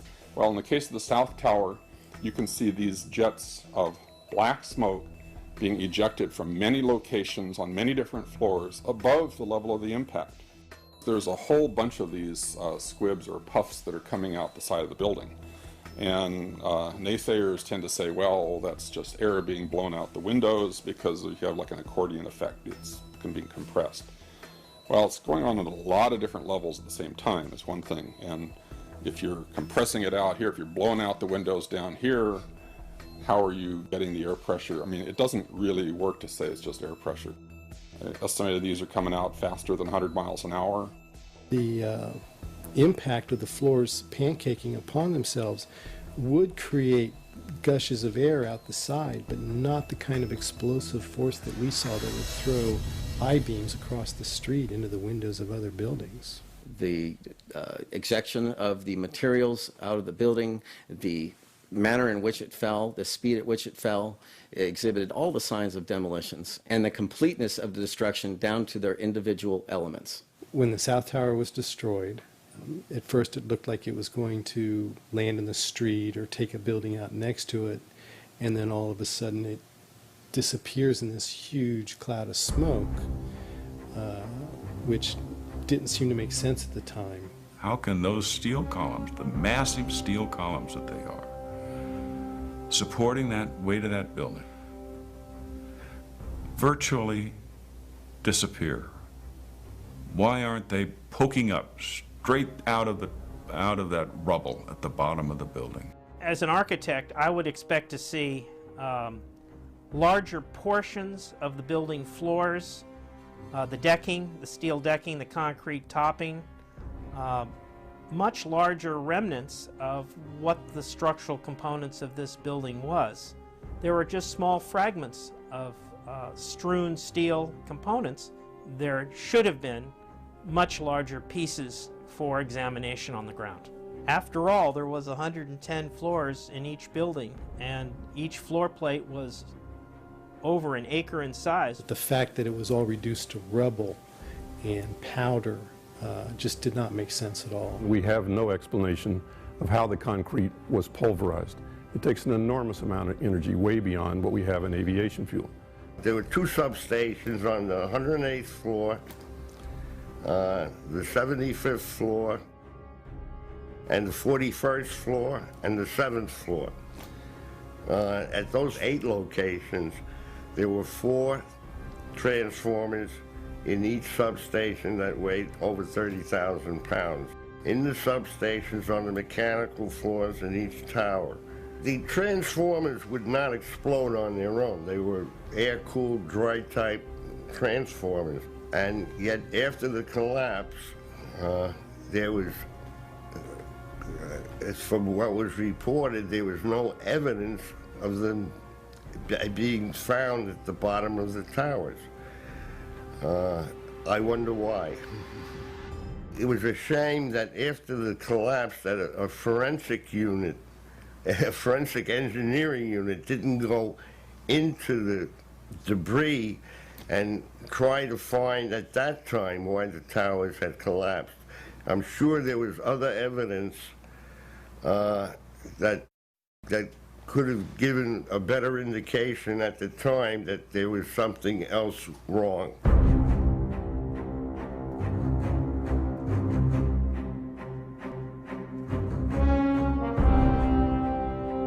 In its report on World Trade Center 7, which came out in May of 2002, FEMA documents in Appendix C steel that has been melted and even partially evaporated, resembling Swiss cheese.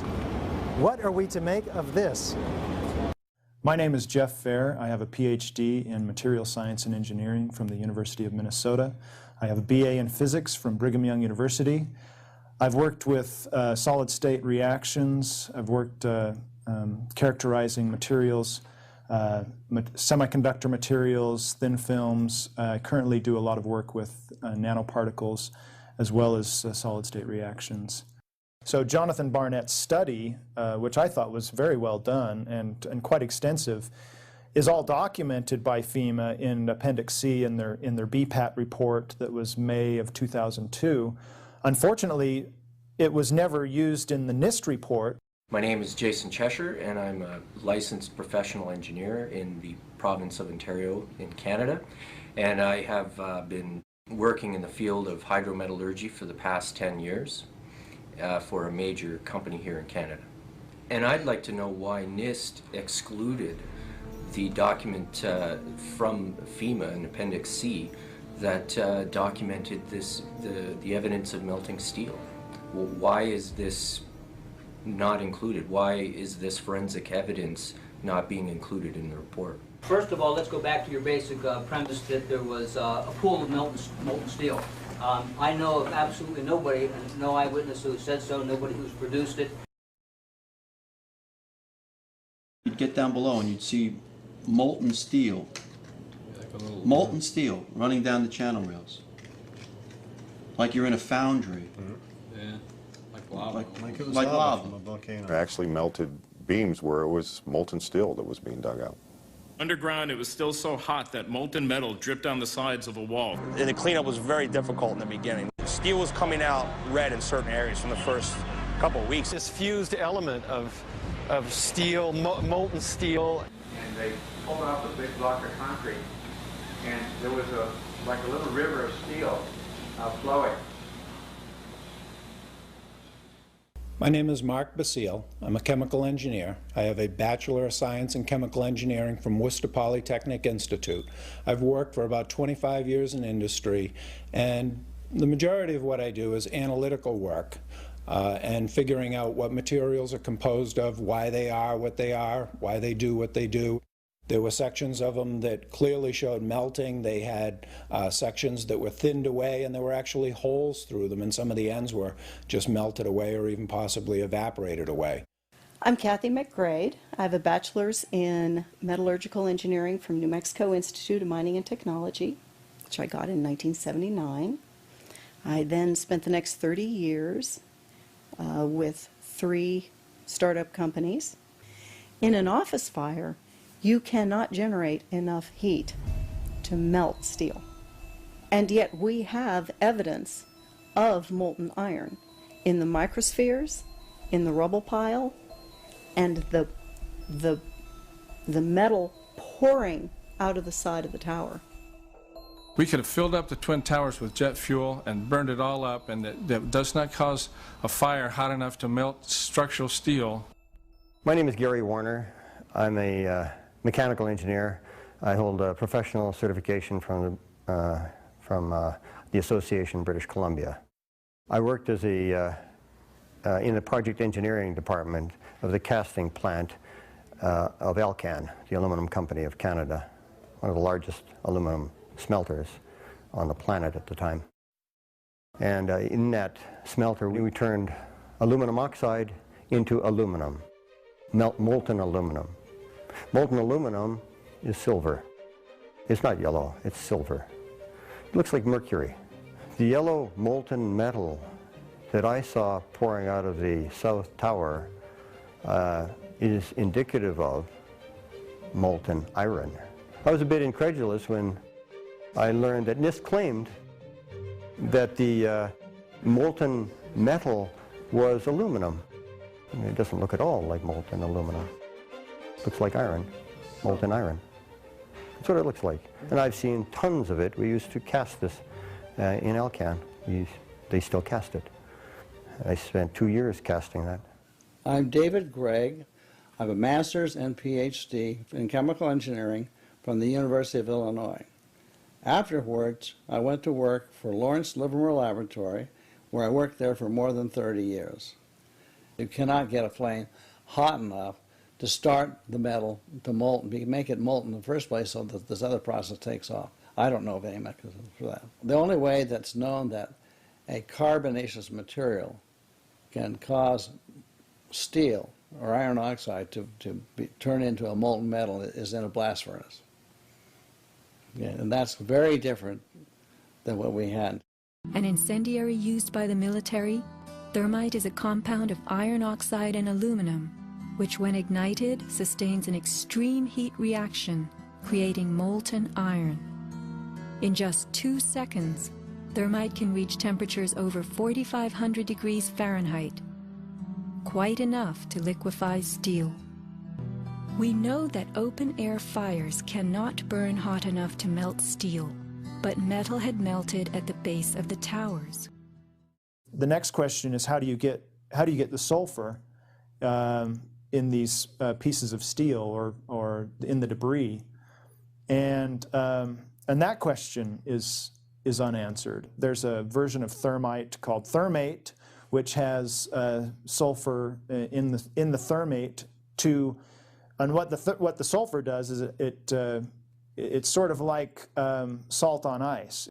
Appendix C of the FEMA report describes sulfur residues on the World Trade Center steel.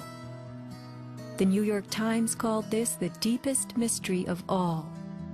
Sulfur slightly lowers the melting point of iron, and iron oxide and iron sulfide. And it just basically makes the steel melt at a lower temperature. So instead of having to bring the steel up to 1500 centigrade, you can slice through it with material that's at 900 or 1000 degrees centigrade. And if you do a search on Google for thermite and building demolition, you can find all sorts of wonderful devices that have been fabricated and invented that use thermite for building demolitions. Thermite is, in the old-fashioned thermite, is a mixture of pulverized aluminum and pulverized rust. And if you can get this mixture to react, which is not so easy, it produces tremendous heat, and this is what you call an incendiary. An incendiary is something which can be used to destroy something by the means of heat, while an explosive is something which acts with pressure. It knocks things apart. Now, the old-fashioned incendiary is not an explosive, but it is still used for military purposes for melting iron structures. Practical applications of thermite involve things such as equipment decommissioning in the military.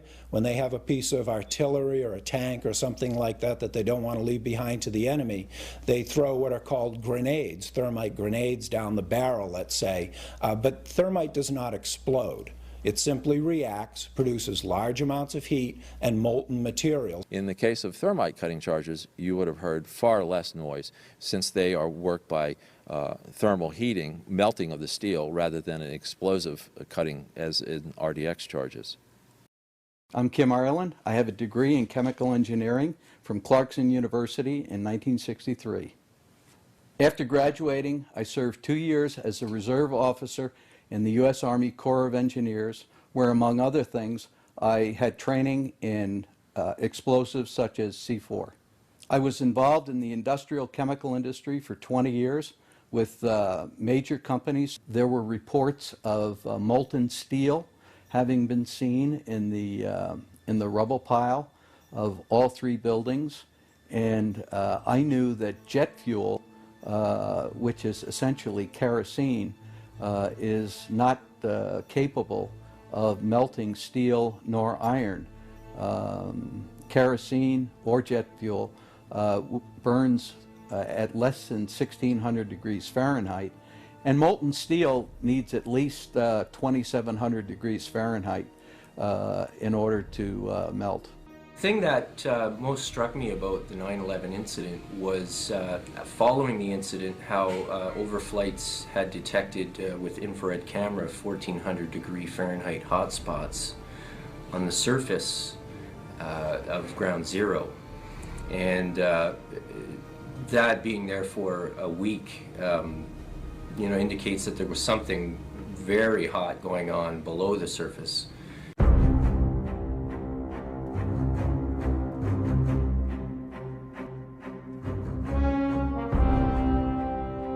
Another question that may haunt the new Freedom Tower. According to USGS, they found as much as 6% of the World Trade Center dust consisted of tiny, previously molten iron spheres. What does this tell us about the temperatures generated in the tower's destruction? My name is Adam Parrott, and I have a bachelor's degree in chemical engineering from Queen's University. I've been working for an environmental consulting firm for a number of years. When the USGS collected samples of the World Trade Center dust, they found the iron microspheres. Insofar, the USGS does not have a valid explanation for the presence of these iron microspheres. But I've independently seen thermitic activity within 2 separate independent samples of World Trade Center dust. I'm Jerry Lobdell. I'm a retired physicist and chemical engineer. I have a BS in chemical engineering from Texas Tech, and I have extensive coursework in mathematics and physics from the University of Texas at Austin. I've had broad experience in analysis and applied research, 30-year professional history spanning physics, chemical engineering, statistical analysis and modeling, and operations research. So what do the microspheres contain? Iron is the main element, and then it has smaller portions of aluminum, sulfur, a trace of manganese, a trace of potassium. Most of them are less than about 1/10 of an inch in diameter, and they're spherical. And they're found in all of the dust blown out of the buildings during collapse, no matter where in Manhattan that dust is picked up. You must have had a much hotter heat source for you to get 2700 degrees Fahrenheit in order to melt the steel, melt the iron, to get these spheres, these molten spheres. Your heat source must be something like a chemical reaction. an exothermic chemical reaction that reacts, in the case of thermite, reacts at 4,500 degrees Fahrenheit. My contention, based on finding thermite residue in the dust, is that it happened before. It didn't happen after in the fires that ensued in the rubble pile afterwards. It's all the characteristics of the microspheres, along with what I see in the attack of the beams that were actually found, tell me that thermite was involved in melting those steel beams.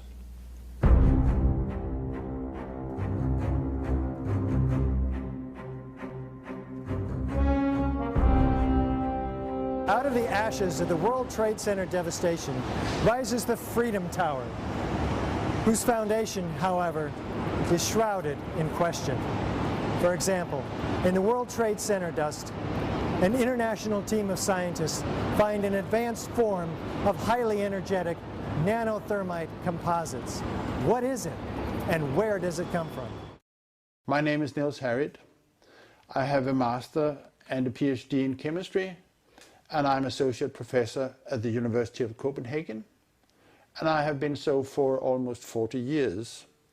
I have published close to 60 peer-reviewed papers in the best journals, and currently I'm involved with research X-ray time-resolved spectroscopy on time scales of 1/millionth of a second. In the dust we found what we characterize as unreacted thermitic material in the shape of some very tiny red-gray chips, which have different properties. Most importantly is they're still reacting, some of them, and in the reaction they produce molten iron, which is the prime indication of a thermitic reaction, and such a reaction can be used to destroy steel structures. What we have found is a modern version of thermite, which we call nanothermite, which is produced in a different way. It is not just two powders being mixed. The material is actually built from the atom scale up. We call it the bottom-up procedure, which is what you do in nanotechnology. This has two consequences for the nanothermite, which distinguishes it from the classical thermite. First, the ingredients are much smaller, which means they are reacting faster and they are more easily ignited. The primary elements in the red material are aluminum, iron oxide, as well as silicon and carbon. The iron oxide appears in faceted grains, approximately 100 nanometers across. The aluminum appears in thin platelets, about 40 nanometers thick. It is the small size of the particles involved in this material that allow us to characterize it as nanothermite. In ordinary thermite, the particle size is much larger, and hence ordinary thermite is an incendiary, whereas as the particle size becomes smaller and smaller, it can become explosive. Super thermite is sometimes called. This red material contains also a significant amount of carbon, and the formulation of nanothermite as described by National Laboratory publications also implies the presence of carbon, very typically.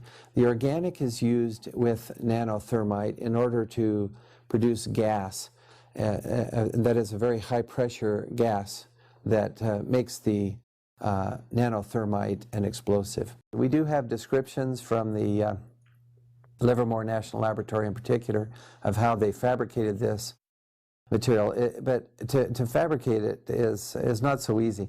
This is discussed in our paper in the Open Chemical Physics Journal, published in April of 2009. So far, none of these papers have been refuted in the literature, the scientific literature. So that means they are unchallenged in the scientific sense. They stand, as an indictment, really, of the official story of 9/11. One of the things I'd like to stress about these chips is that they really shouldn't be there. They're not a natural formed agglomeration of aluminum from the aircraft or materials that were in the building and iron oxide that got knocked off. It isn't just a haphazard bringing together of iron oxide and aluminum, which is the basic components of thermite. This is a material that is made up of nano-sized particles that are all very uniform, very symmetrical. The formulation of the gray chips is nano-sized. This cannot be paint. Paint does not have these exotic properties. It's impossible. We do not know which role is played by the red-gray chips that we found in the dust. But we know, and this was already totally clear before we started investigating the dust, that both explosives and incendiaries were used in the controlled demolition of World Trade Center. This is quite obvious because of other observations, the molten iron and other findings in the dust. This is material that is of military use that really shouldn't be there.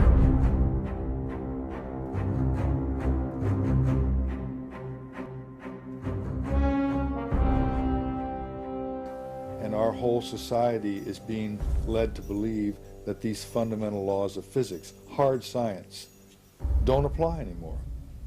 I think that should really frighten all of us. Just all the other evidence of seeing flashes and explosions and the melted metal and the dust particles and with the explosive chemicals found in the debris.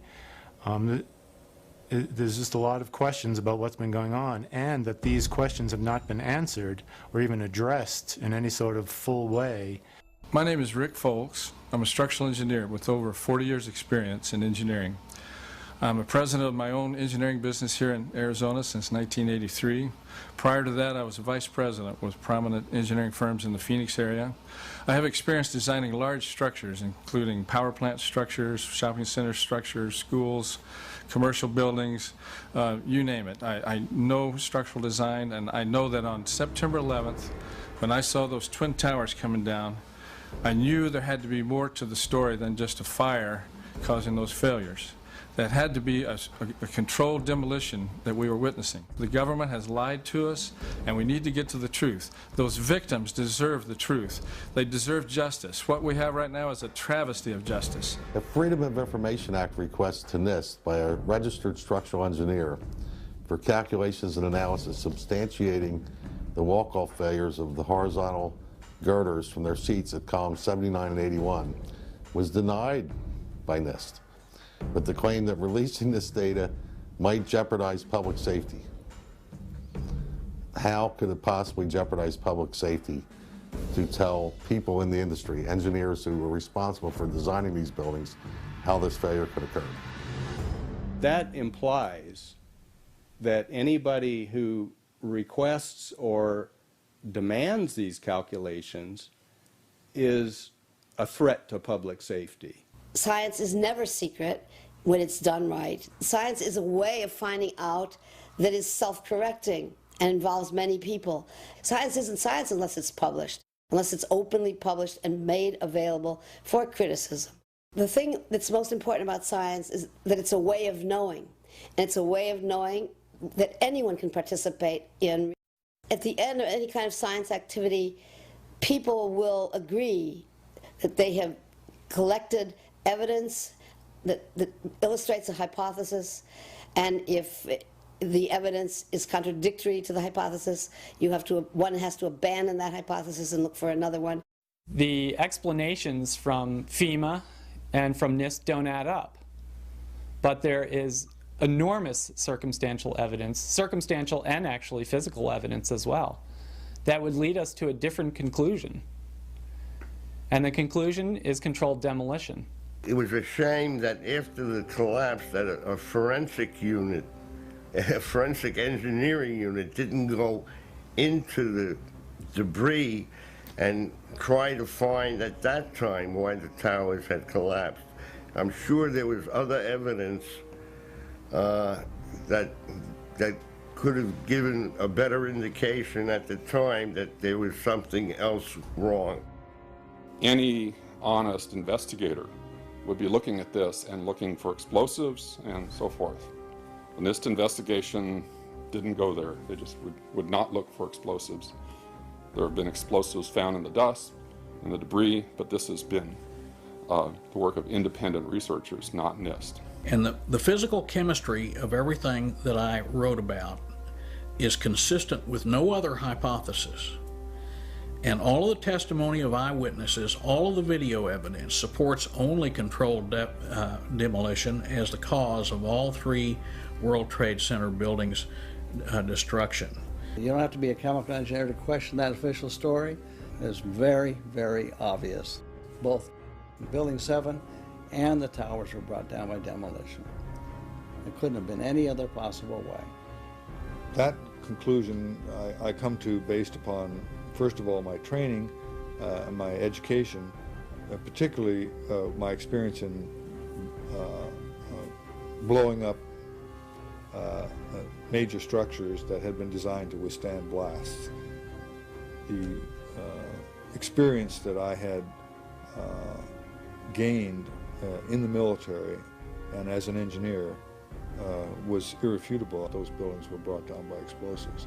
Well, the American Society of Civil Engineers was brought into this investigation early on, issued a report without any significant forensic examination. For the American Society of Civil Engineers to ignore those events is extremely disturbing and is a violation, in my opinion, of their professional code of ethics. The only thing that you can say about their participation in this is that it must have been an orchestrated cover-up. So the preconceived notion of NIST is that there's no evidence for explosives, and so there's no point in looking. That is the most unscientific thing that you can possibly think of, not to look because you don't expect to find evidence, and in fact the evidence is overwhelming. They state these conclusions for which there's virtually no evidence, and then they ignore conclusions that can be drawn from the evidence. It is my opinion as a former 12 Bravo combat engineer, well trained in the use of explosives, that this building, all 3 buildings were brought down as a result of controlled demolitions. Elevator company personnel had 24/7 access to the shafts, which is the normal time in the evening and early morning hours when they perform their maintenance. And, of course, their access to the elevator shafts gave them total access to the surrounding core columns, the interior of the core columns. It took some kind of consciousness raising on my part before I was willing to look at the possibilities. And really, you need to go where the evidence leads. We know we've been lied to about 9/11. We don't know for sure who did it. We don't know exactly how they did everything. And that's why we need a new investigation to find out. But in the meantime, there are things we do know. We do know that there was a massive cover-up, that there was evidence hidden and destroyed. And given these conclusions, what remedy do these professionals recommend? The 3 skyscrapers were taken down in a controlled demolition. And all we're asking for is a new investigation. And the NIST also will investigate the dust for remaining explosives. At Firefighters for 9/11 Truth, that's what we're asking for. We're asking for an investigation that follows national standards. I'm Jody Gibbs. I was licensed for general building and heavy construction as well as architecture over 35 years ago. I was educated at Yale University, the Harvard Graduate School of Design, the Yale Graduate School of Art and Architecture, and I taught at MIT as an adjunct faculty for a number of years in the Graduate School of Architecture. My reasons for looking and demanding and urging people to see that we get a judicial investigation are really very simple. No high-rise steel structure has ever been destroyed by a fire in the history of construction. We have eyewitness testimony of firemen, policemen, news reporters, and occupants of the building to explosions, an enormous number of eyewitness testimonies. Fourth, the buildings fall at a speed which can only occur if the structure has been removed, the vertical structure. Large multi-ton beams were hurled hundreds of yards laterally. Gravity works vertically, not laterally. We also now have the evidence of thermite and thermate explosives. Most of these things were not even mentioned in the 9/11 Commission report. It's for this reason I urge all architects and engineers to look into the matter, look at the evidence that is available, and sign on to the demands of architects and engineers for 9/11 Truth in demanding that we get a judicial investigation. I signed the petition for architects and engineers for 9/11 Truth because I felt it was an organization trying to get at the truth of what in fact actually happened, what brought those buildings down. So what I'm looking for is a new investigation where all of the original information and tests and hypotheses are re-examined, as well as the ones that have surfaced since, the new ones, including the allegations of controlled demolition. I don't think any of us are pointing fingers at this time. We're just saying, let's reopen it. Let's look at it objectively. Let's look at the evidence, not these fabricated computer models and hearsay and all these predetermined conclusions. Let's really open it up again and investigate this thing properly and then come to conclusions. In my 37 years of experience as a structural engineer, I've never seen modes of failure such as have been exhibited in the case of these buildings, and that's why I feel that we need a new independent investigation to explain the destruction of these 3 buildings. I strongly support an independent investigation into what actually occurred. There are many problems, and in fact, as a forensic engineer, I can tell you that unfortunately, the government has destroyed much of the evidence.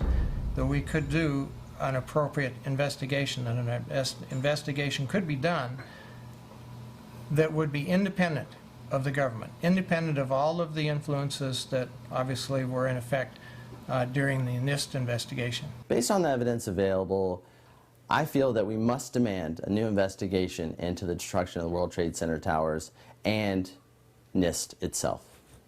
We need to have an investigation of NIST themselves. I believe that the reports that came out are not true. I believe there's a lot of information that was omitted, blatantly or otherwise. I strongly feel that an international commission should be formed to look at this matter in an unbiased manner and come to a conclusion that could be presented to the entire engineering community. We have a professional responsibility, and I urge every engineer and architect and demolitions expert and anybody that has any knowledge in this field to examine the evidence and stand up and be counted, because the rest of the world is dependent upon us. I would like to see a real investigation. I'd like to see people on the inside who really know what happened.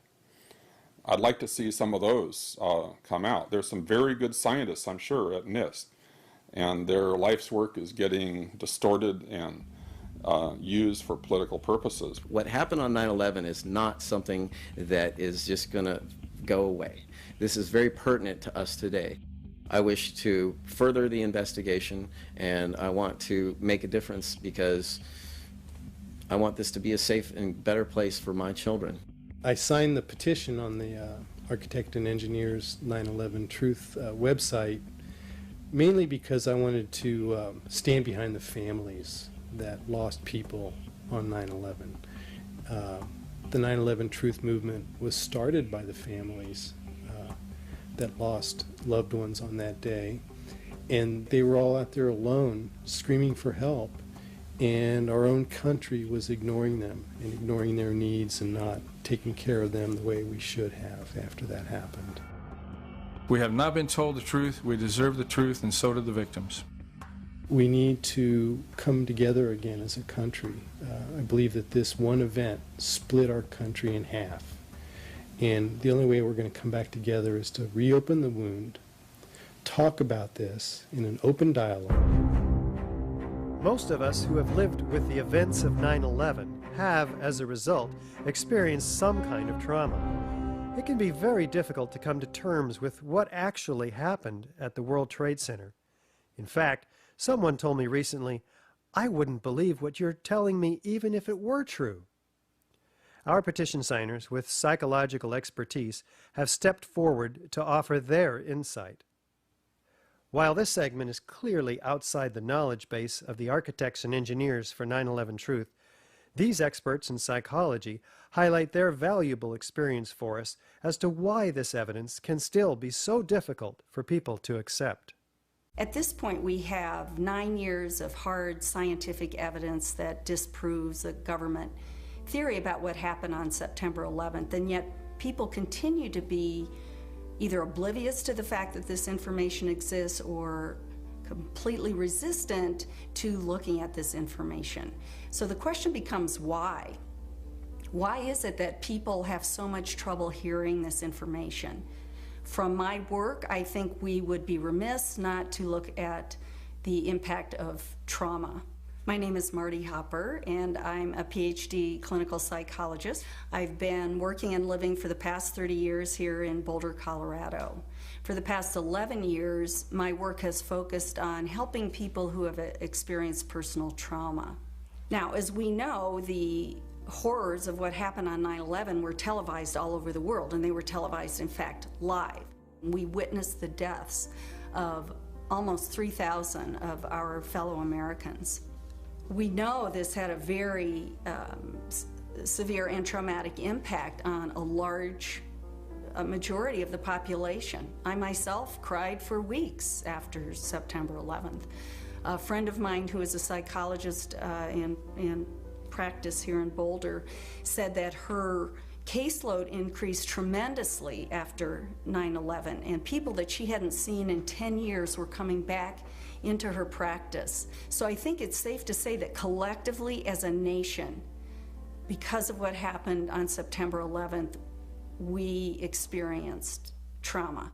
I'm Fran Schur, and I have a master's degree from the University of Colorado. I've had a private practice as a psychotherapist and as a licensed professional counselor for about 20 years. Why do people resist this information, the information that shows that the official story about 9/11 cannot be true? What I've learned is that as humans, each of us have a worldview, and that worldview is usually formed in great part by the culture we grow up in. When we hear information that contradicts our worldview, social psychologists call the resulting insecurity cognitive dissonance.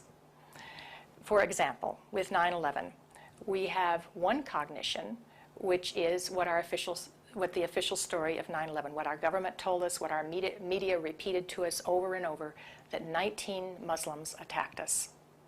On the other hand, we have what scientists, researchers, architects, engineers are now beginning to tell us, which is that there is evidence that shows that the official story cannot be true.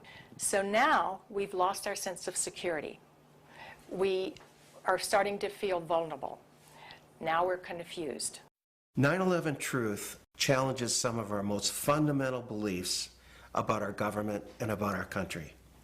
When your beliefs are challenged or when two beliefs are inconsistent, cognitive dissonance is created. 9/11 Truth challenges the beliefs that our country protects us and keeps us safe and that America is the good guy. My name is Bob Hopper, and I have a PhD in clinical psychology from the University of Cincinnati. For the past 29 years, I've been a licensed PhD clinical psychologist in Boulder, Colorado. When your beliefs are challenged, fear and anxiety are created. In response to that, our psychological defenses kick in, and they protect us from these emotions. Denial, which is probably the most primitive psychological defense, is the one most likely to kick in when our beliefs are challenged. I'm Danielle Dupré, PhD, originally from Switzerland, where I studied psychology and psychoanalysis. For the past 15 years, I've been empowering people who have experienced significant trauma. America is a powerful nation. It has never been attacked. We were confident, we felt secure, and all of a sudden that security collapsed.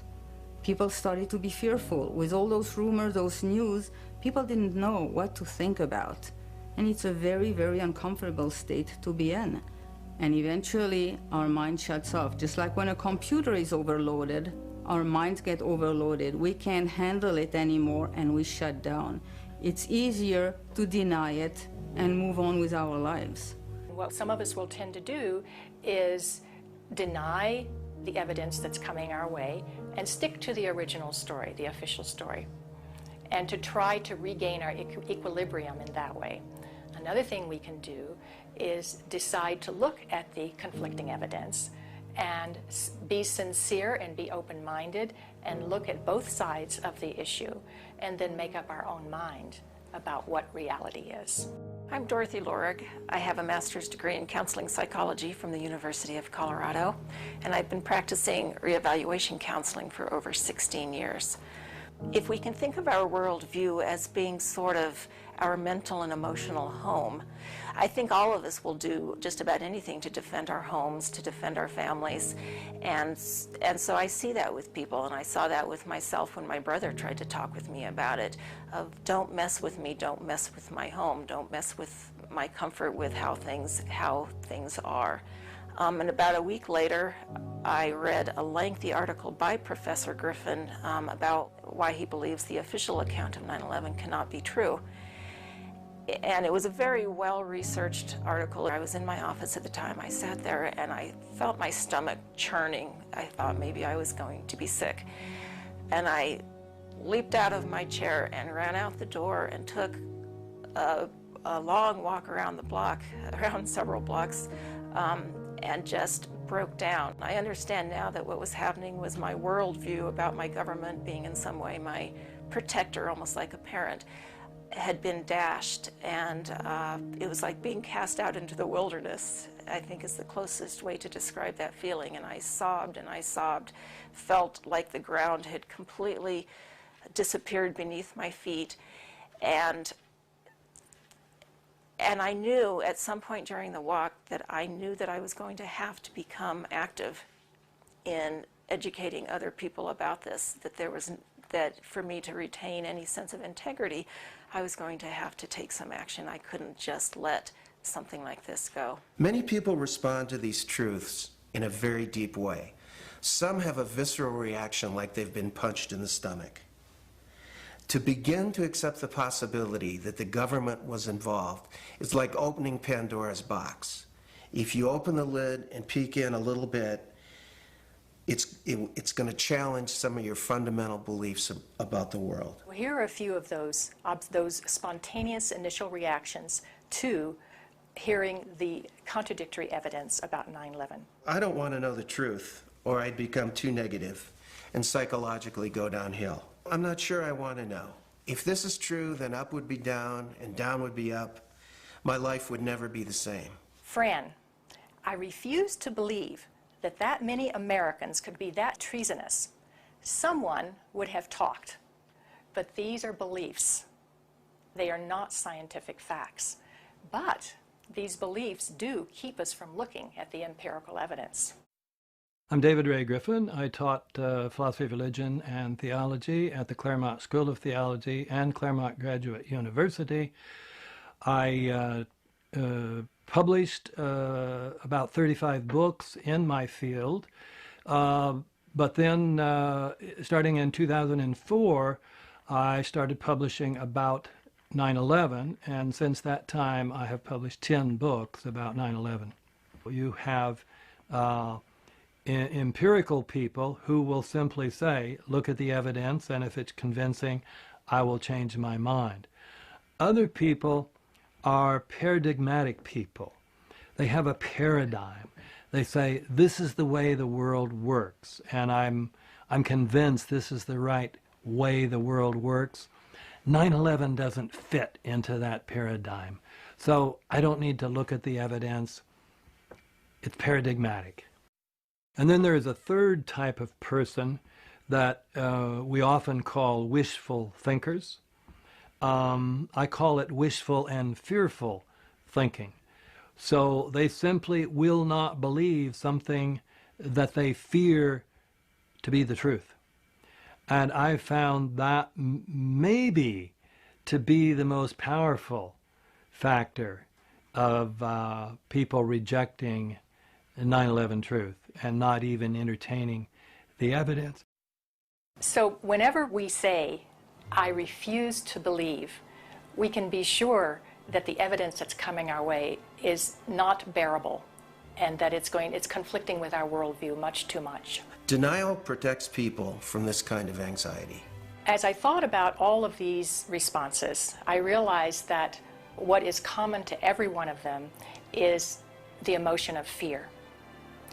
People are afraid of being ostracized, they're afraid of being alienated, they're afraid of being shunned, they're afraid of their lives being inconvenienced, they'd have to change their lives, they're afraid of being confused, they're afraid of psychological deterioration, they're afraid of feeling helpless and vulnerable. And they're afraid that they won't be able to handle the feelings that are coming up. None of us want to feel helpless and vulnerable. So we want to defend ourselves. And the way we often do that is with anger.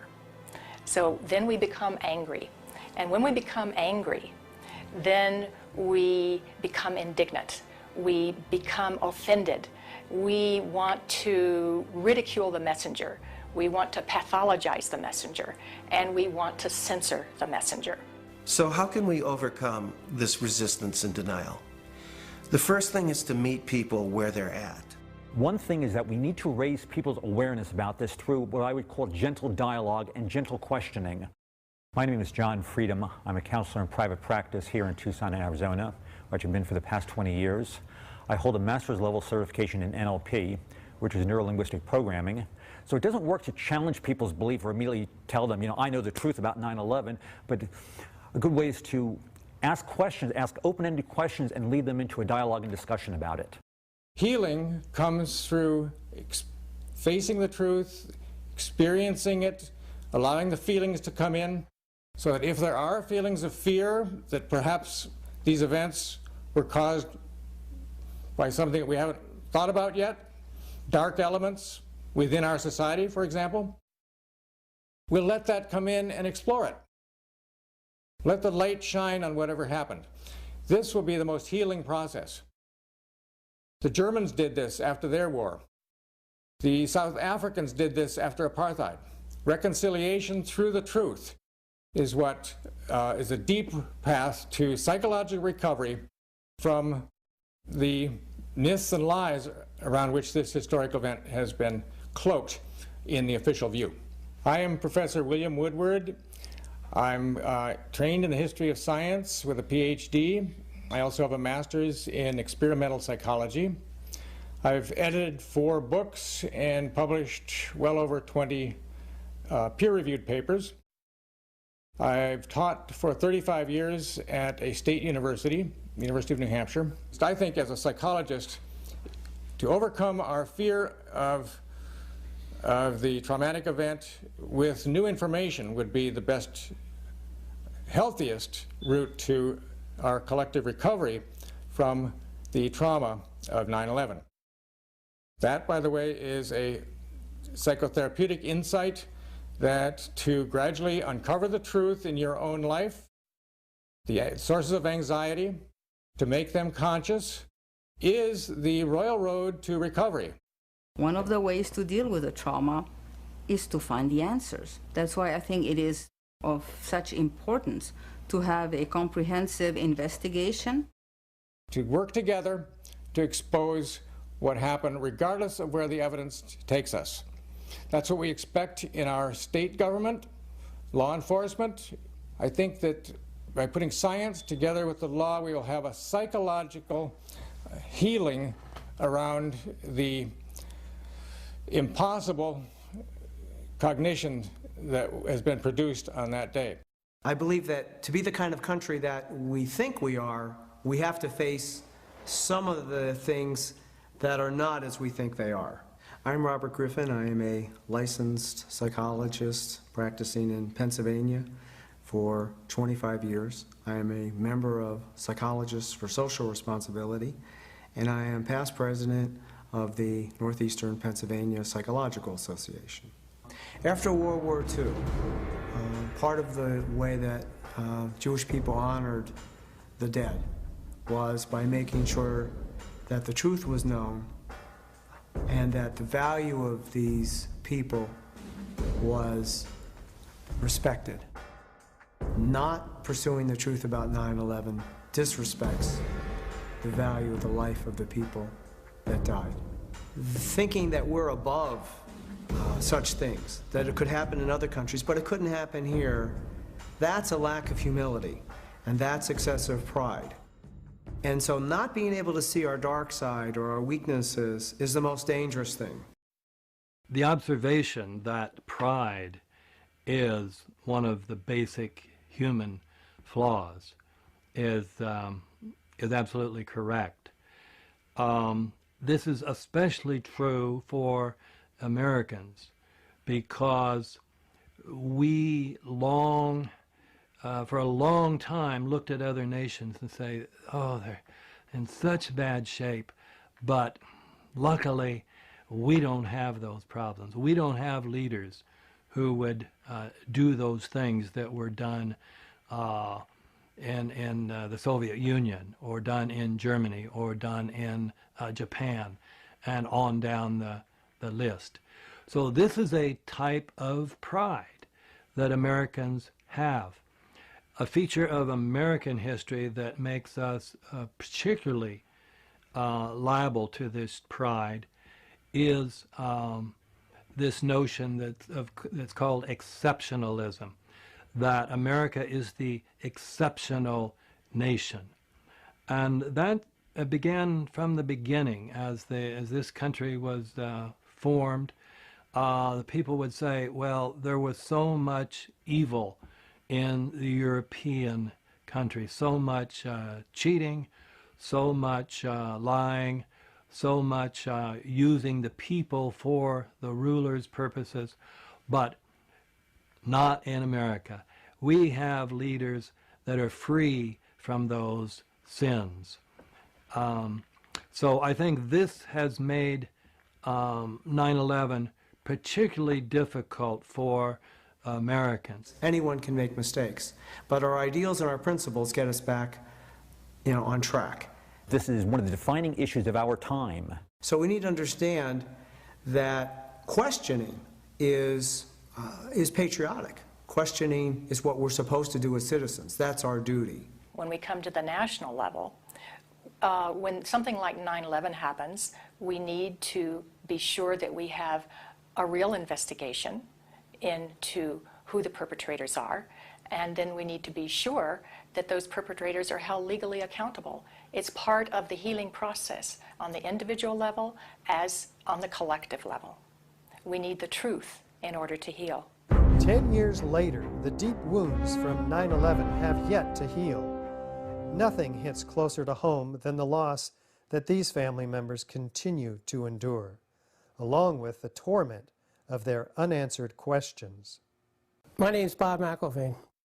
I'm from right outside the Philadelphia area, and I'm the father of Bobby McIlvaine, who was killed in the lobby of the North Tower on September 11, 2001.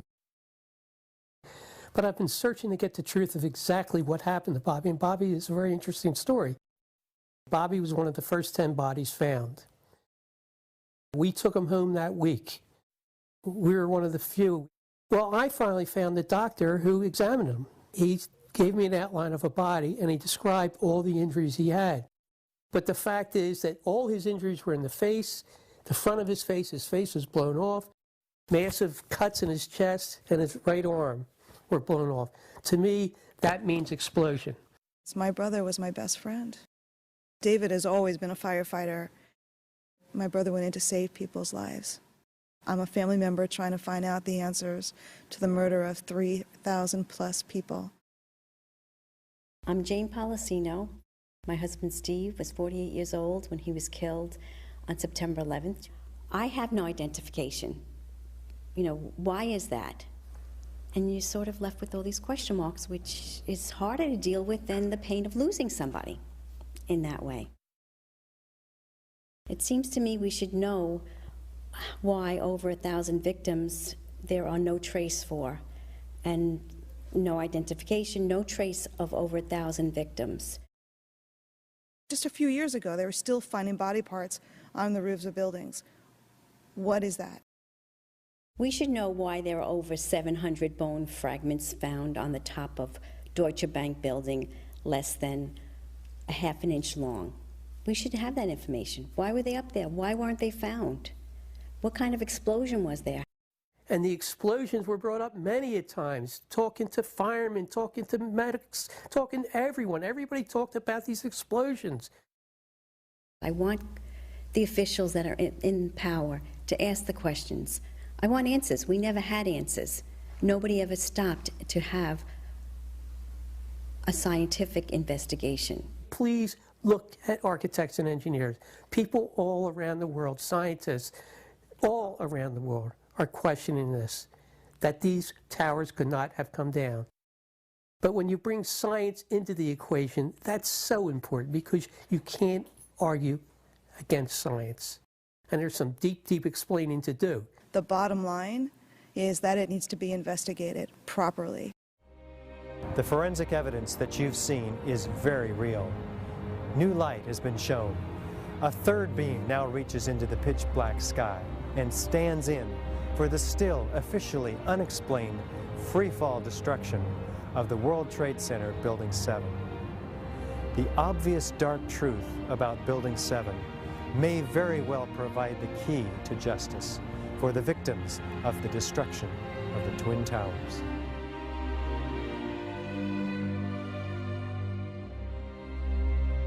The country owns this. We were all victims. We all should want answers. It's not just ours, not just mine. We all lost something that day.